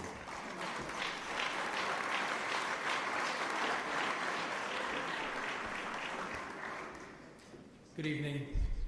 I'm John Monlock. I'm the Interim Director of Planning and Development. I'm here with Mike Carroll from our Office of Transportation Infrastructure and Systems. I'm just going to touch on a couple things, reiterate a couple points, and then I'll get into the list of ordinances and describe each one in detail. So with respect to sustainability, the Sixers have agreed to use commercially reasonable efforts to achieve a LEED Gold standard. And I will say that this was a really important thing for this administration. You've probably heard everybody talk about the greenest, cleanest city in Philadelphia, and this ties right into it, and the administration was adamant that we need to reach that level. It's also consistent with the obligations that we put upon ourselves when we're developing our own projects.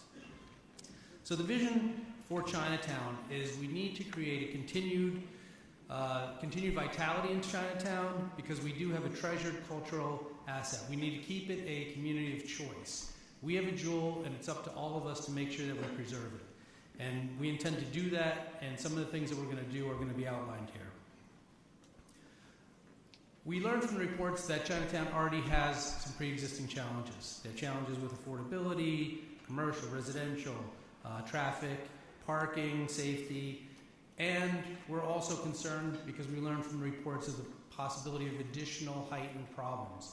We need to address both of those, and by doing that, we're going to take the CBA and use that as seed money to leverage resources to make sure that we begin a master planning process that is both detailed and inclusive of community, Chinatown, and all stakeholders to make sure that we gather all the best information and come up with a comprehensive plan that we can work on going forward.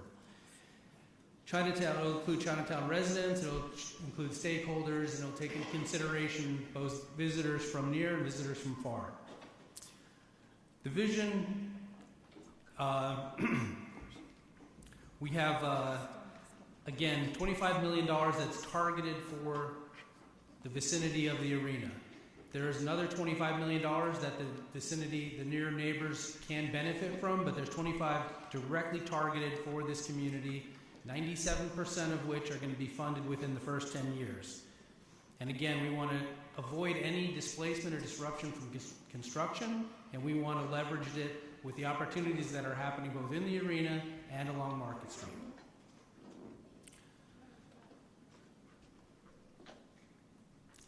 So we need to, when we do the master plan, this is where we gather everybody that's interested, that has resources, has the ability to help, has ideas, has an interest in the outcome, to come together to create all of our ideas collected in one place so that we can implement that.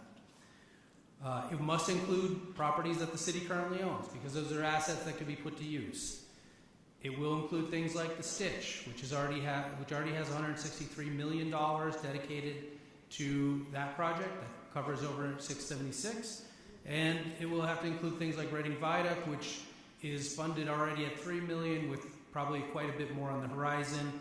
with a budget of at least $60 million that's also in the vicinity.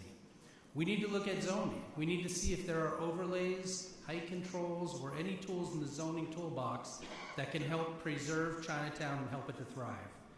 We need to look for recreational space, and we need to look for a cultural center, because these are things that Chinatown has expressed a need for. We need to evaluate and look at the physical makeup of Chinatown, the streetscape. We need to look at things like landscaping and benches and any sort of physical improvement that we can do, like signage or wayfinding signs, anything to improve visitor experience and make the place as nice as it can be. And again, there's $6.6 million available for business support. Chinatown Business Lending, Business Disruption Fund, and Enhanced Power Up Your Business expansion. In addition to that, we're looking to raise an additional $10 to $15 million for the Chinatown Small Business Lending Fund. There's going to be $1 million to the Asian American Chamber of Commerce to prepare businesses for these opportunities. So when there's work that can be done, businesses are ready to go get that work. We hope, and we're going to seek to use local partners to implement this money. Think entities like the Asian Bank or the Chinatown Development Corporation. We also need to explore and try to find ways to make businesses and residential offerings affordable and keep them affordable. And we need to address parking and traffic, which Mike will address briefly.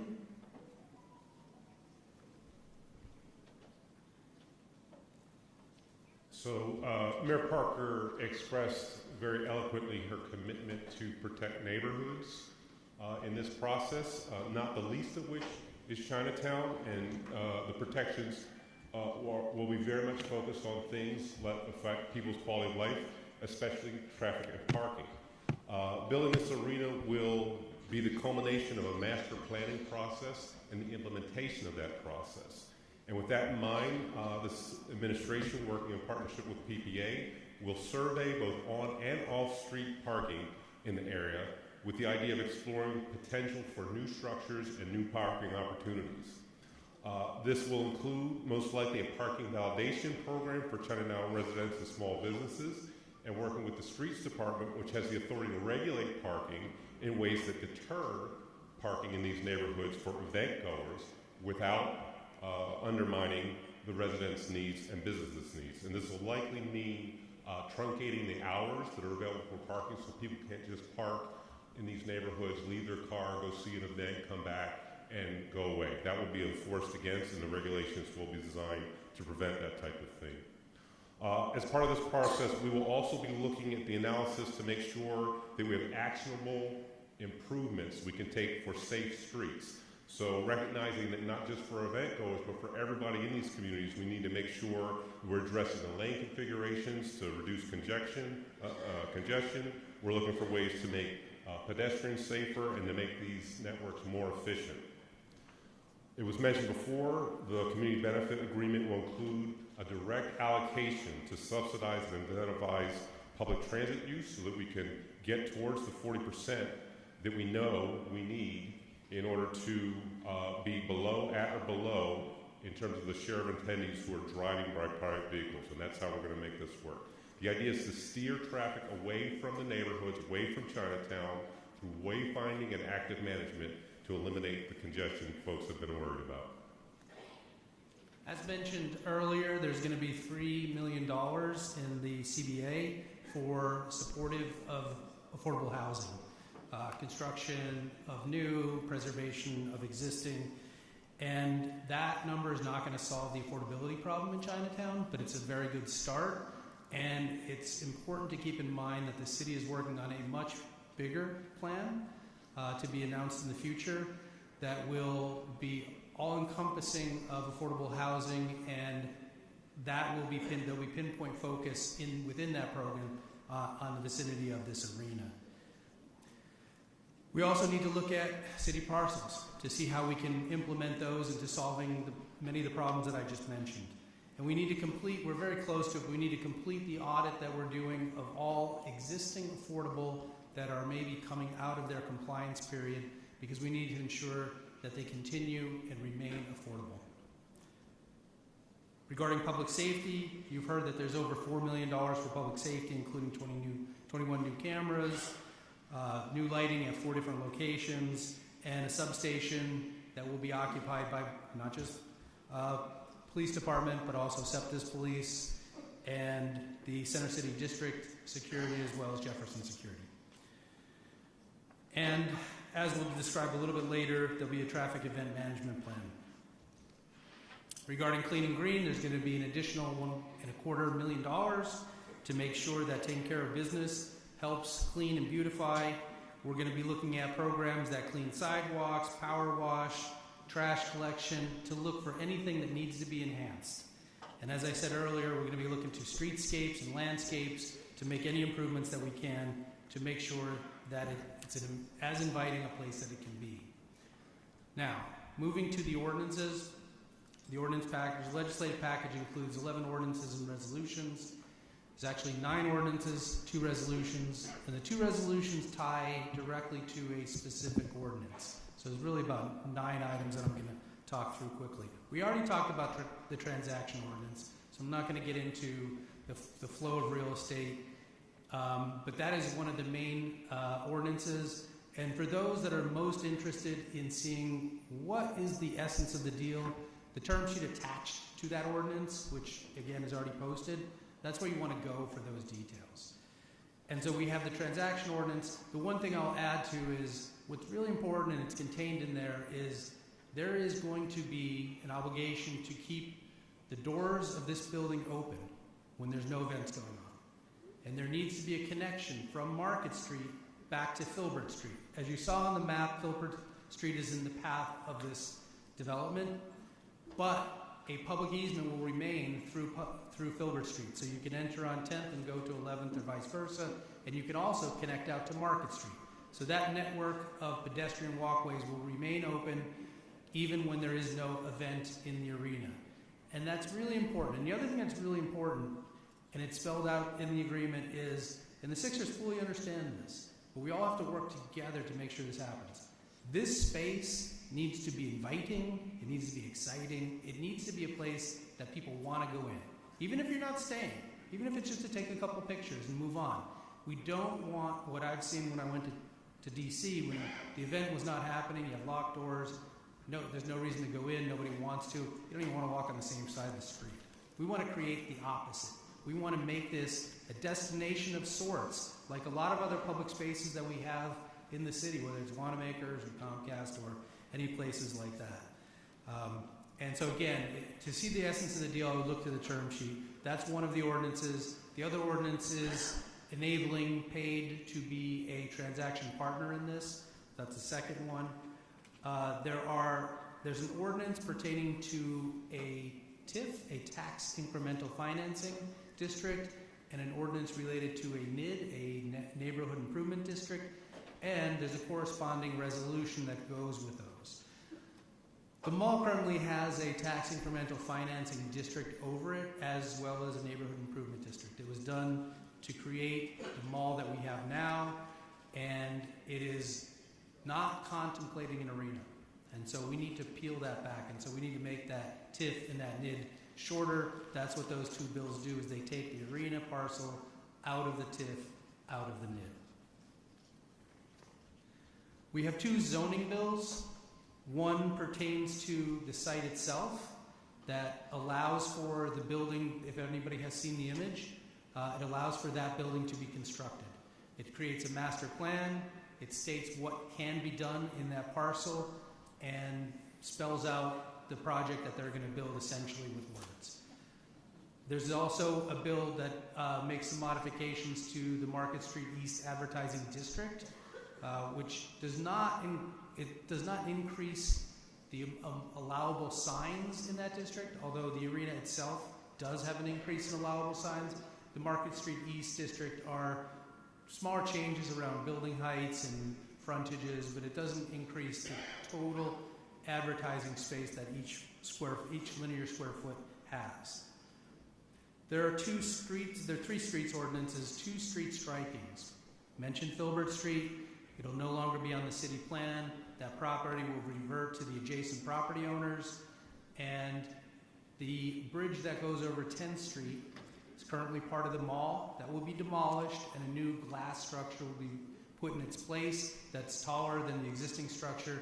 And so we need to strike a portion of that street up in the air above the existing mall walkway.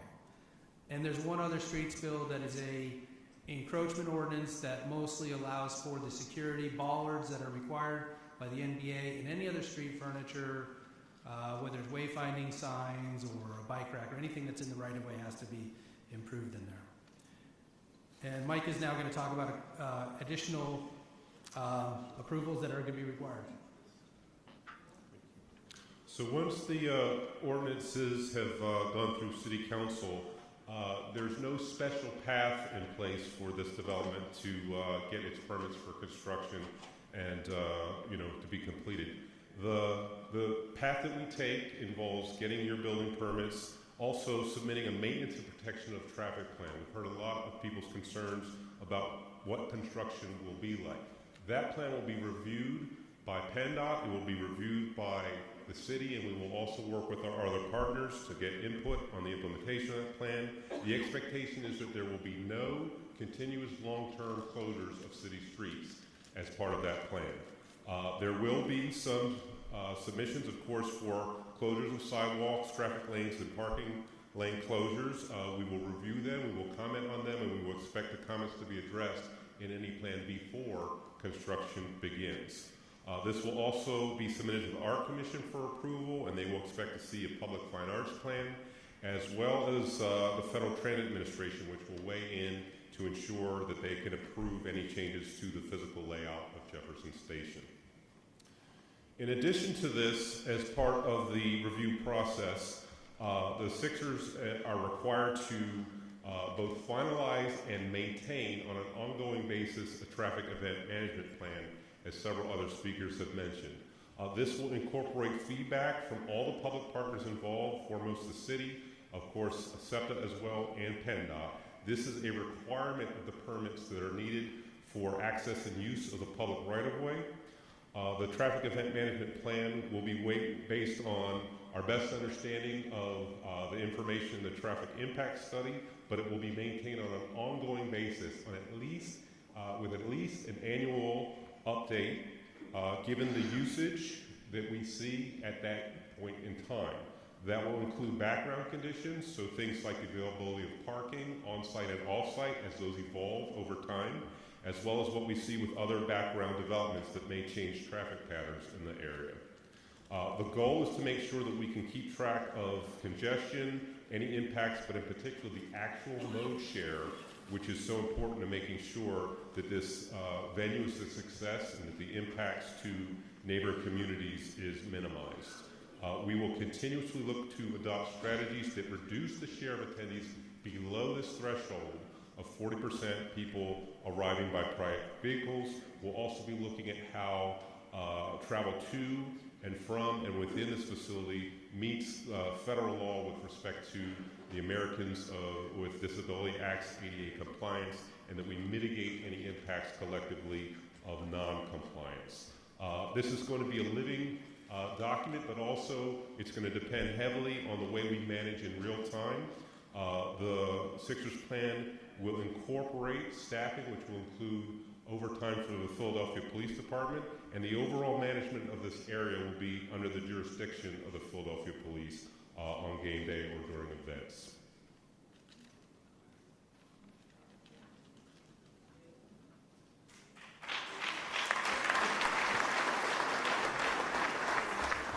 So listen, for those people, and I see the crowd getting thin, but for those of you, and listen, I get it, but for those of you who are in the comforts of your own home and or office and you are watching, it is essential that we walk through every detail that is associated with this agreement so that everyone has a clear understanding.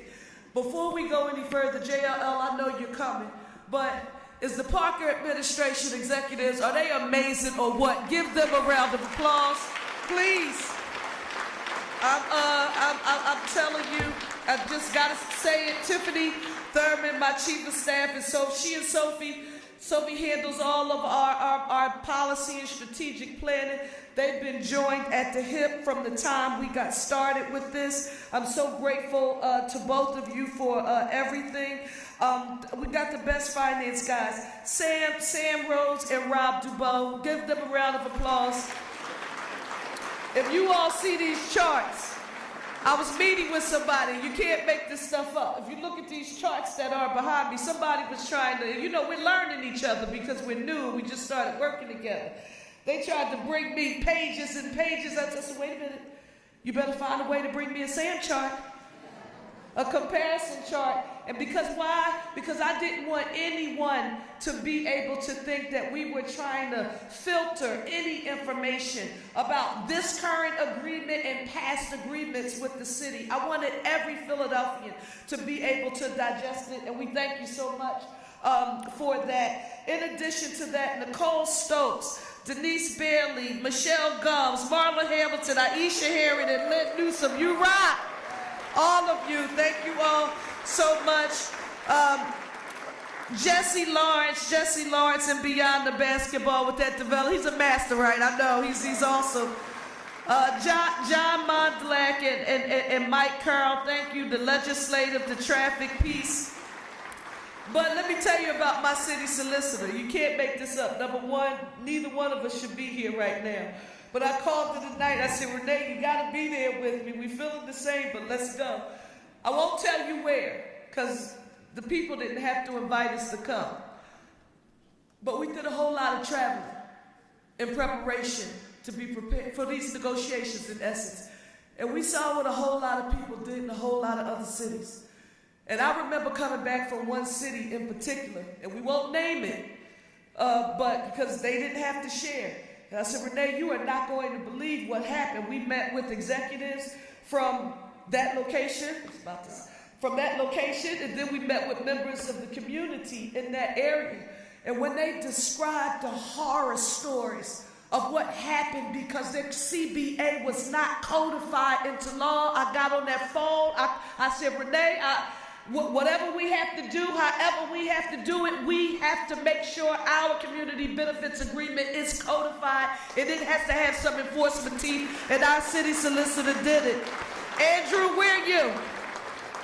Andrew, we learned each other. It's important that you know who was responsible for making sure this happened. Now we're going to hear from, and this is important too, JLL. We weren't going to just evaluate ourselves. We needed to know how we measured, and we needed a third-party expert to affirm where we were. And that's where I remember calling Tiffany, and I said, where's the third-party independent validator coming from who doesn't work for the city of Philadelphia? Because you can't evaluate yourself and give yourself an A+. That doesn't matter. Who's going to evaluate you? And we found one of the best in the business, JLL. Come on up and let us know what you found.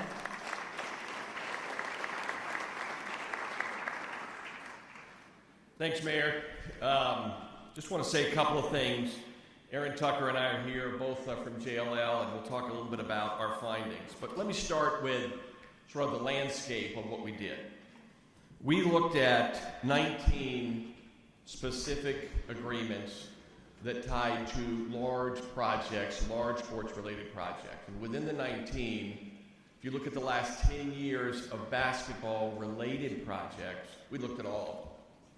So we tried to understand, and it's interesting because the EOP team already alluded to this in some of the things they talked about, because what was interesting in our process was what was really publicly available. So what was accessible for us to be able to just go right in and say, let's see the results of a particular project when it came to the goals that were set by their CBA. Almost to a city, it wasn't easy. So all the things that were talked about tonight about how things are going to be posted, how they're going to be reported, how we will have access to that, I can tell you on behalf of the 6-person research team at JLL, it wasn't easy when it came to information that we were able to find as we did the research.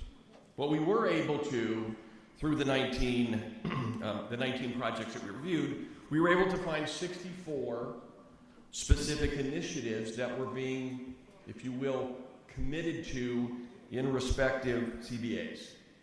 So we were able to at least get a good landscape of what was out there. And here's our first finding when we did that. And everybody kind of remembers this was an iterative process with the mayor's team as we went through this. There was no agreement that we found of the 19 that was as comprehensive as ours. So, and the reason I think for us to come up at this point with everything you've heard tonight, if you listed everything you heard as a benefit or an outcome or a goal of the CBA, there was none that got really close to the number of initiatives and the impact that we are trying to make. So that was the first key finding. The second one, we had a great conversation about this. This was, by the way, this was somewhat of an iterative process, so we were able to talk about findings as they were surfacing, and that is many of the agreements obviously had goals related to participation, whether it was employment or contracting. There were goals. There were goals that were set. We're going to talk a second about another comment that your EOP team said about the likelihood of those goals actually being achieved, but we'll get back to this. But so they all had goals, and they all had different percentages that they were contemplating or speculating based on their EOPs and their community benefit, if you will, their structures. But here's what none of them had compared to what ours is they didn't break down the levels of employment, the type of employment, the type of contracting that is that you heard today from the EOP team. So ultimately, you can see in our work that you'll see goals around percentage of what they were trying to achieve. But what you won't hear that is in this agreement is the notion of placing or recruiting diverse employees in the categories that are contemplated here. So from management all the way through to the key line positions, we didn't find one that speculated that level of, if you will, detail and commitment in terms of the 19 agreements or the information that we were able to source. So that was a feature that we have here that we couldn't find in any others.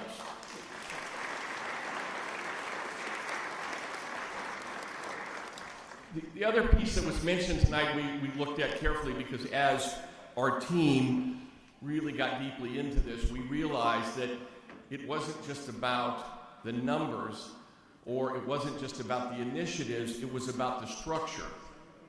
So how did the respective cities structure their approach to achievement? So what programs were in place that were essentially designed not only to, at point of employment or at point of contracting, talk about how they did, but what was in place to get them from point A to point B? And that's where the comment that the EOP team made about actual success, that was another piece that we couldn't find in our studies of the 19 areas. We did have some interviews, we had different ways we tried to find.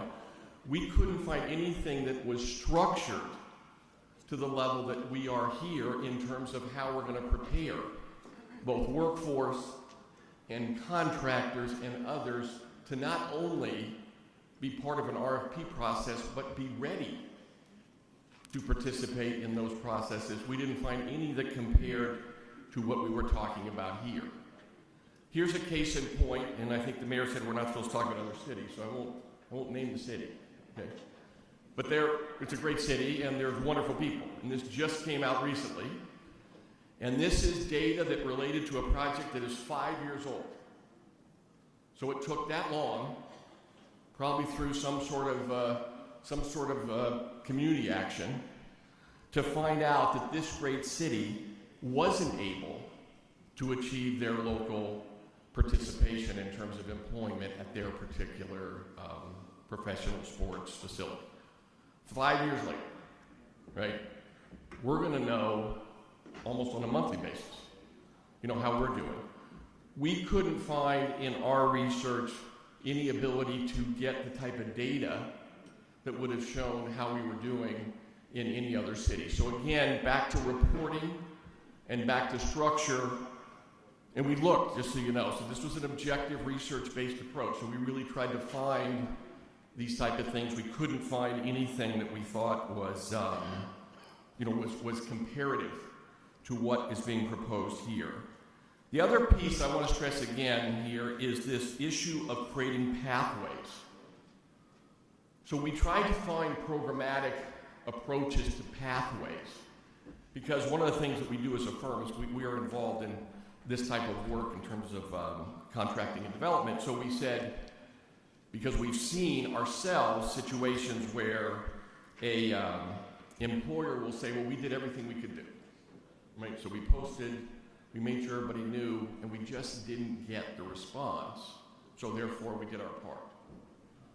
So we were focused on how were others creating pathways from the point the agreements were signed to the point the opportunities were going to be made available, and we just couldn't also find some of the pathways. You talked about some of the organizations, the chambers, and how everybody's going to get involved sort of today in terms of how we prepare the targeted businesses or targeted future employee leaders.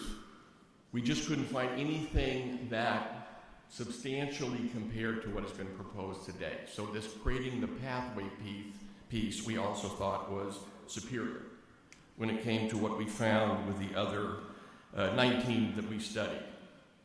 So we want to leave you with this thought, and I want to turn it over to Aaron to sort of talk about an observation also related to this whole process, but we leave you with a couple other thoughts here.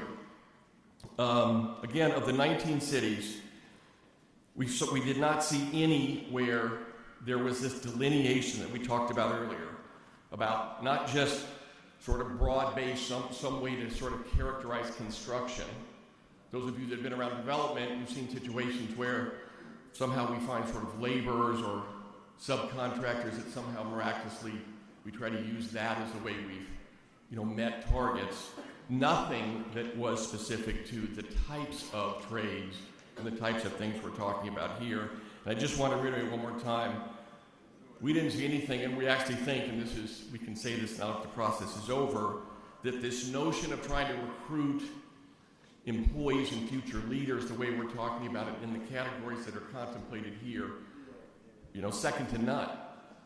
Not just in terms of comparable large projects, but really if you think about any type of agreements that are out here, that type of recruitment, because each one of those employee classifications have their own recruitment strategies. So it's not a singular strategy for how that's going to be accomplished, and we think, and again, we didn't see any that were comparable, but we think it's more than just better, it's progressive in terms of the approach here.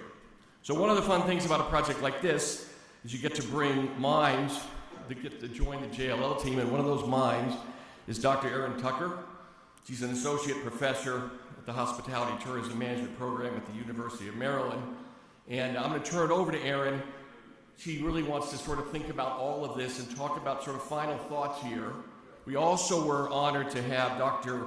Brian Barker with us also on our team from NYU, as well as the 6 researchers from JLL. So Erin, I'm going to turn it over to you.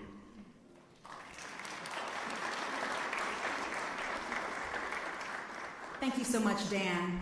Upon examination of the 19 CBA agreements that we looked at, as well as EOPs, we realized is that it is not as simple as simply numbers. The key from our experiences, from my experiences working with small businesses, with organizations, is that what we need is a structure. We have to have an infrastructure that is in place for the community. The mayor charged us with one principle of many, but her principle specifically on looking at every resident of business from historically disadvantaged backgrounds, the ability to bid on contracts and opportunities. Why that is important is because, for one, we need to look at having a level of an accelerator program for our businesses that are in place. Our businesses that are about 3 years old are in a very good position to grow and scale, and this project can do that. But we have to put together an accelerator to do that. We have to put together a skills training program that is about upskilling, not just new skills, but upskilling our workforce and the projects that we need. Also, one of the areas that we saw within this project that we did not see in any of the other projects is the focus on citywide. It is not only important to focus on where the particular business is, but this constant understanding and a viewpoint and a vision of a citywide plan.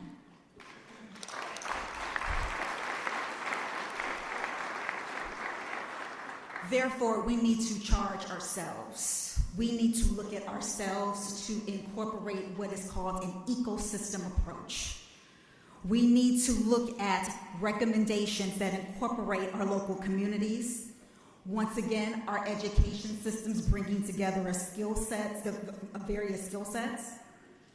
We need to look at both, of course, the operations that we mentioned, as well as the construction, and even, as previously mentioned, placemaking.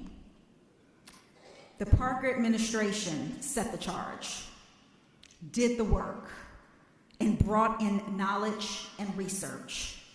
It is now our opportunity to work together in building an ecosystem that is in sync, united, and together. Thank you.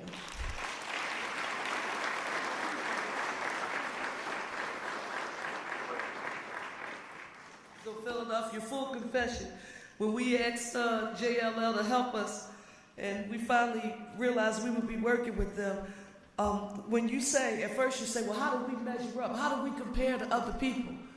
Until the work is being done and then you're waiting for the results to come back. And I was like, whoa, nervous, like, wait, what are they going to come back and say and how are we faring? But we're so very grateful that you could use your global perspective to help inform our work. So thank you. Give them a huge round of applause. I wanted to say this until last, and I wanted these comments to sort of close me out, because you're going to hear from the people who matter most, who will be impacted by all of the programs and the job creation and everything that's included in this agreement.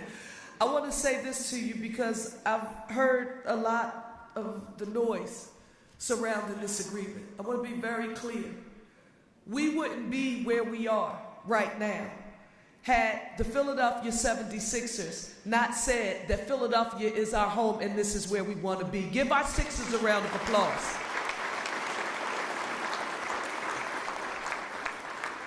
In addition to that, I want to be very clear about this, because I can't print paper Philadelphia, and again, I can't respond to everything that I see and hear someone shares with me that's on social media, but I do want to be clear about this.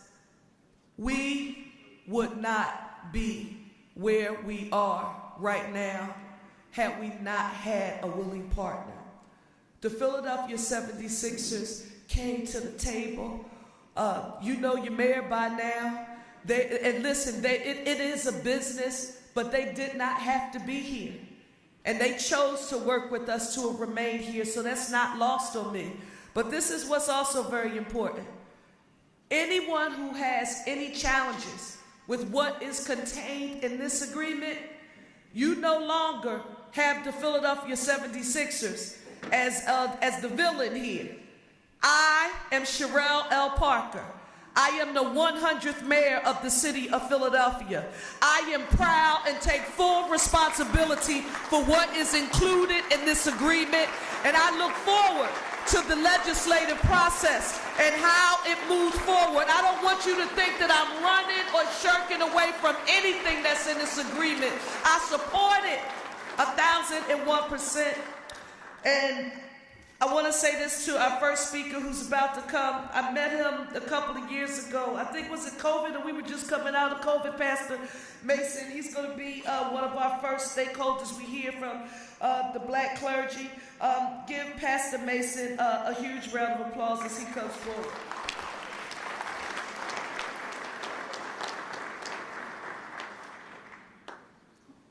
Good evening.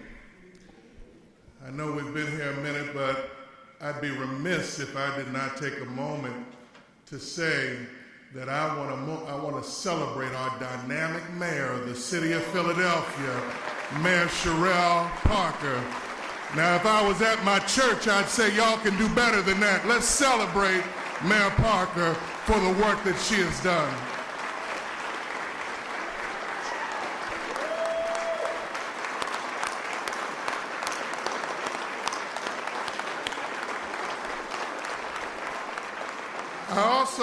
I also want to take this opportunity to celebrate the Philadelphia 76ers because they took the proactive step of reaching out to the interfaith community to find ways that we could work together and to find opportunities for partnership, and they should be commended for that. I'm like my partner, I really do believe in beyond basketball. I was way too big a long time ago to play basketball. So I'm focused on beyond basketball. And when I think about what's in this proposal and how faith-based leaders will benefit, it is a proposal that's going to bring benefits and added value to our young people right now. And they need it right now. And I've always said that until all of our young people have a seat at the table of success, none of us have a seat at the table of success. So I thank the Parker administration and the Sixers for making sure that this package will benefit our young people. Lastly, because of Mayor Parker, I serve as on the Board of Trustees for the Community College of Philadelphia. And this project, the community college, will spearhead the community college for municipal employment. And this provides a pipeline for jobs and careers for the students who have trusted us with their education, a great added value. So in summary, this is a great program for Philadelphia. It's a great program for small business. It's a great program for the interfaith community and our young people. We need to get behind it and support our mayor. Thank you very much. We are now going to hear from Kathy Hicks from the NAACP. And then after Kathy, we will hear from Ed Gross. Kathy and then Ed, if he stands still. Good evening, good evening. I tell you, I am so excited. I'm excited about Philadelphia. I'm excited about this project. I'm just so, I have to applaud the mayor and her team for this dynamic information that she put up, because this really dispels a lot of the rumors and a lot of the misinformation that has gone out about this project. And I just want to say thank you to our mayor. Thank you, Mayor Cherelle Parker, for supporting 76th Place at Market East. As an early supporter, the Philadelphia branch NAACP had the opportunity to meet with the 76ers, their organization, and they gave us this vision of what Philadelphia could have along with having our team, the 76ers, here. So, I mean, this is just an opportunity that we cannot pass up. We can't pass this up because the 76ers, that's our team. We're all Philadelphians, and we want to be able to expand. We want to be able to give our communities what they need. The NAACP Philadelphia branch applauds your strong leadership and engagement process and the willingness to consider all sides of a challenging issue. The opportunity to have a center city arena housing our beloved Philadelphia 76ers will potentially bring economic benefits through jobs, entrepreneurship, housing, building trades, and other opportunities to the Philadelphia's diverse communities. The NAACP has been on the forefront since its inception, fighting for economic development and wealth for people of color and our marginalized communities. We will stand with you and the 76ers Corporation throughout the entire approval process to ensure the city will have more ways to address persistent poverty, levels of revitalization, post-pandemic Market East, and attract more resources to strengthen Philadelphia's future. To be a one Philly, all united city, we must make sure all are included in the city's economic future plans. Let's support this endeavor. Thank you.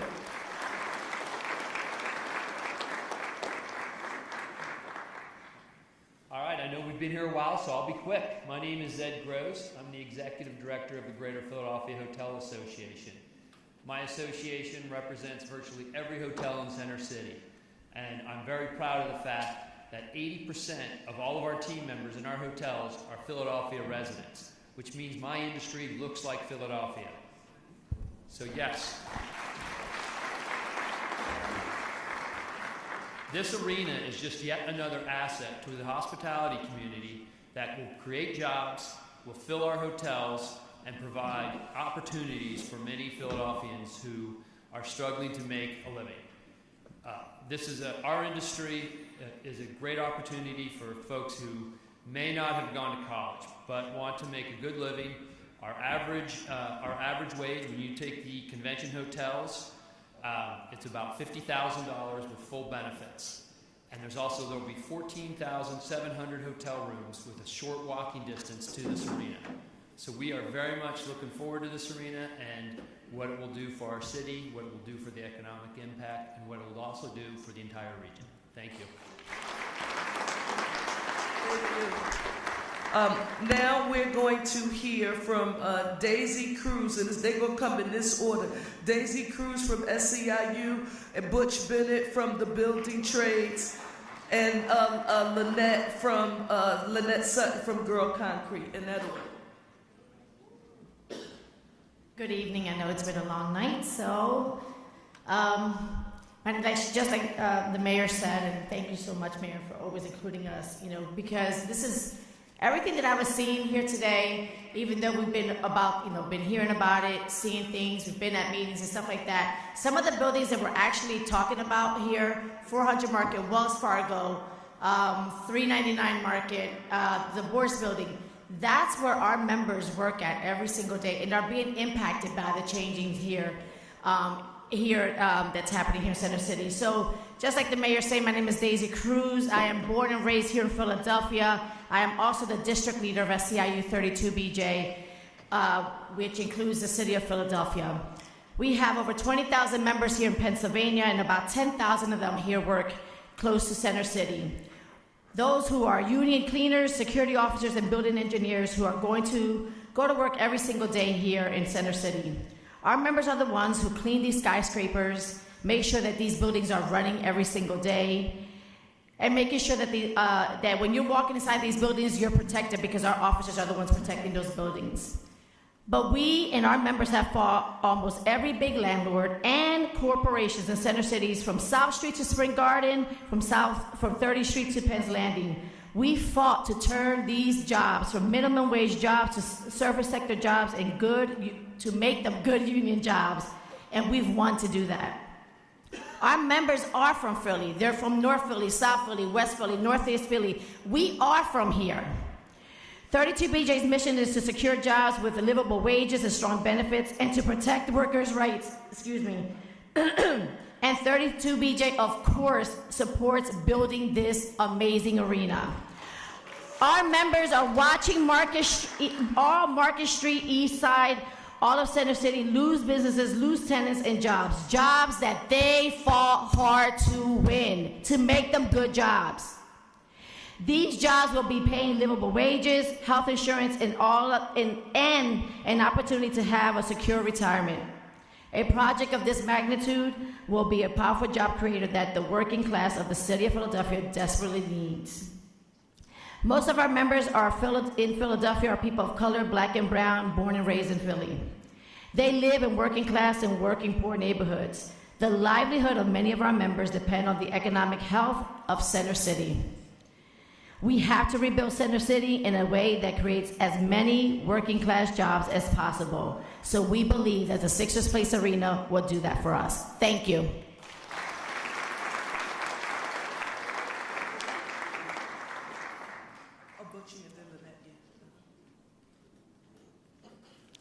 Good evening. I know this is a long night. To my building trades family, how y'all doing out there? On behalf of the Philadelphia Building Trades business manager, Ryan Boyer, who wishes he could be here tonight, but he had a prior commitment, he likes to say thank you. This is awesome, but first I would be remiss if I didn't say thank you to our amazing, wonderful, beloved Mayor Cherelle Parker. We know you. We know Cherelle. In Philadelphia, you're getting a chance to see her a little bit more, but let me tell you something. This is a hard working woman. Make no mistake about it. You guys are just getting a taste of her. We've known her for a while. I'd like to acknowledge some of our business managers if they're still here. I don't think so, but James Harper from the Carpenters, Mark Lynch is the business manager of Local 98, but you got some of your guys back there waving. And TJ LaPera, that's my guy. I gotta say this to the building trades, that between Ryan Boyer, Mark Lynch, and TJ, they worked their butts off with Cherelle and her team to get this thing done. So I just wanted you guys to know that sometimes people don't know things that goes on behind the scenes. You need to know that. So I'd like to say thank you to Cherelle, Mark, Ryan, and everybody that worked behind the scenes on this. This was awesome. I'd like to take time to say that this is well over 1,000 jobs for the Philadelphia Building Trades. Now listen, when we build it, we leave. Philadelphia, you take over after that. Those are permanent jobs.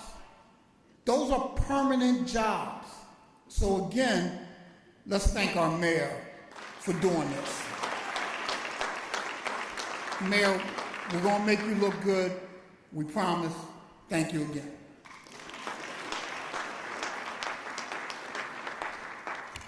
Good evening. I'm the managing partner of Girl Concrete, Lynette Sutton.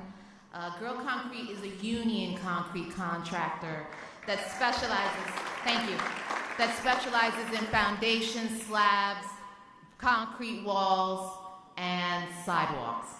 And I thought I would come here today as a small business owner to briefly share the perspective of a diverse business like mine that is excited about the 76th place, but also feels that daily systemic challenge of operating a local, woman-led business in concrete. Personally, when I hear of sizable construction projects in Philadelphia that have the potential to generate that tremendous economic impact for communities and local businesses, I will tell you that like many, we can't help but to be skeptical. We wonder, will we be a part? Will we be included? Will we get a real opportunity on the site? Or will we just be watching from behind that construction fence? For us, the opportunities that have truly made a dent for Girl Concrete's workforce are those where collectively, the owners, the developers, the GCs, the city, the EOP, oversight committees have worked together to ensure diversity and inclusivity from the onset, not just for cookie crumbs, but real opportunity. That is what 76th Place has the potential to be. I may just be a small business, but I have full confidence that the Sixers can get this right.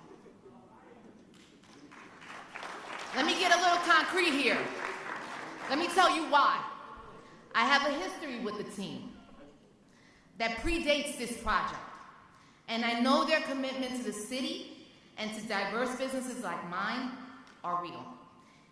In 2021, during the pandemic, our other company, Girl Contracting, was selected as one of the first Buy Black program winners by the 76ers. And through that partnership, the 76ers marketed us to their fan base, through TV, through radio, and it actually worked so well that it broke our website. They also provided us with technical assistance and branding and access to many of their senior executives. And that was exposure that we would never be able to afford. And so since then, we've been able to launch another business, Girl Concrete. And that's the one I'm going to talk about today. We are on flagship projects in the city, like the redevelopment of 30th Street. We're on the Bellwether District. But what I'm most proud of, and they're leaving because they got a 3 a.m. pour, okay? What I'm most proud of is my team, because it's a team that is local, it is women, and we're not sweeping up after the men, all right? It is men, it is apprentices, okay? In the carpenter's trades, laborers, cement masons, operators, and iron workers. And I'm gonna tell you, my iron workers are bad. There's some bad women, all right? And we're truly in the trenches, okay? We're not faking the funk. We're not a pass-through, okay? Right?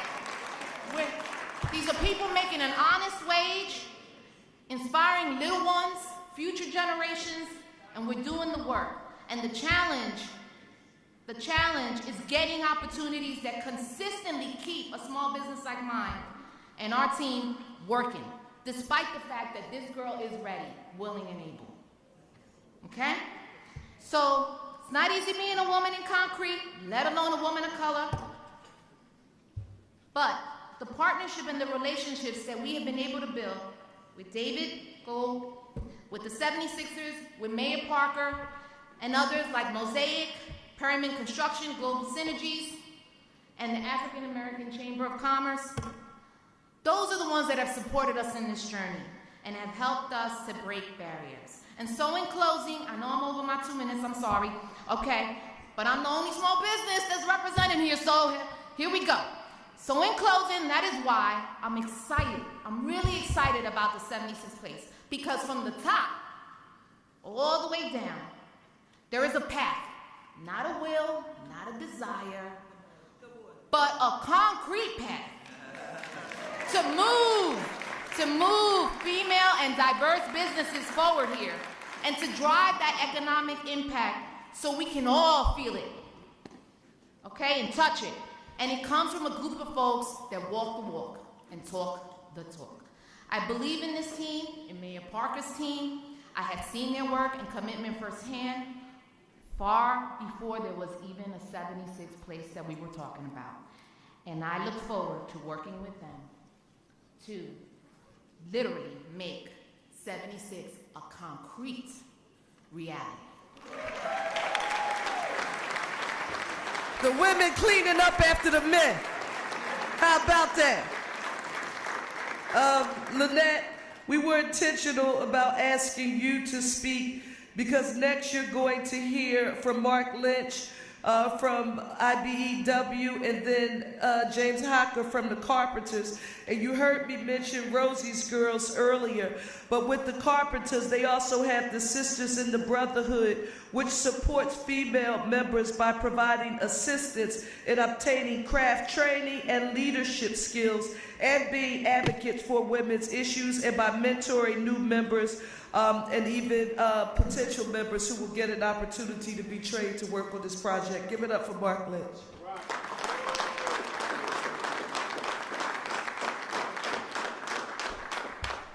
I think this is a setup. I'm not sure how I'm supposed to follow that.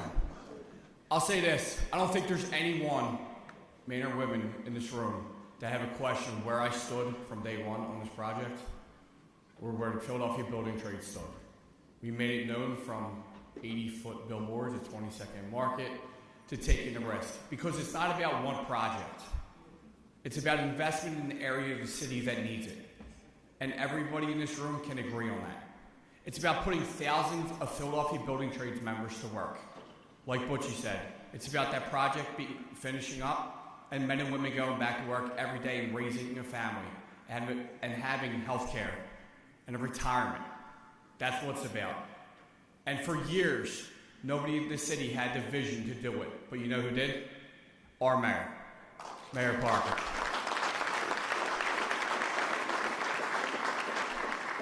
We're talking about a $1.6 billion investment.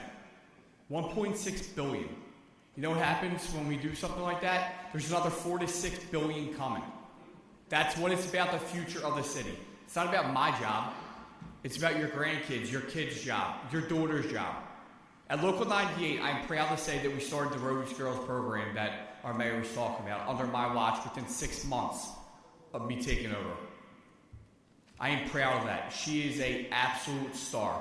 Full-time job is recruitment to get it into schools, not in 11th, 12th grade, in 5th, 6th, 7th, 8th grade, explaining what the building trades are about. I sat there my senior year in high school, and my homeroom teacher said, "You don't want to be nothing with your life?" And I said, "What do you mean? Like, you're not going to college?" I said, "No, I'm going to put on a pair of work boots and provide for my family like my father did, and like my brother's doing, and like a lot of the men and women in this room are doing every single day. Waking up at 3 a.m. tomorrow to pour concrete," and we're proud of that. We're trying to provide an opportunity for the kids in school to understand that it's not just if you don't want college, there's the trades. We're equal opportunity right now, and we're proud of that. So on behalf of myself, Butch, John from the Carpenters, Ryan Boyer, obviously he's not here, I ask everyone in this room to stand up because there's one mayor that's going to get this investment done and fix Market East. So everyone stand up. I know your legs are sore. And clap for our Mayor, Cherelle Parker. Thank you.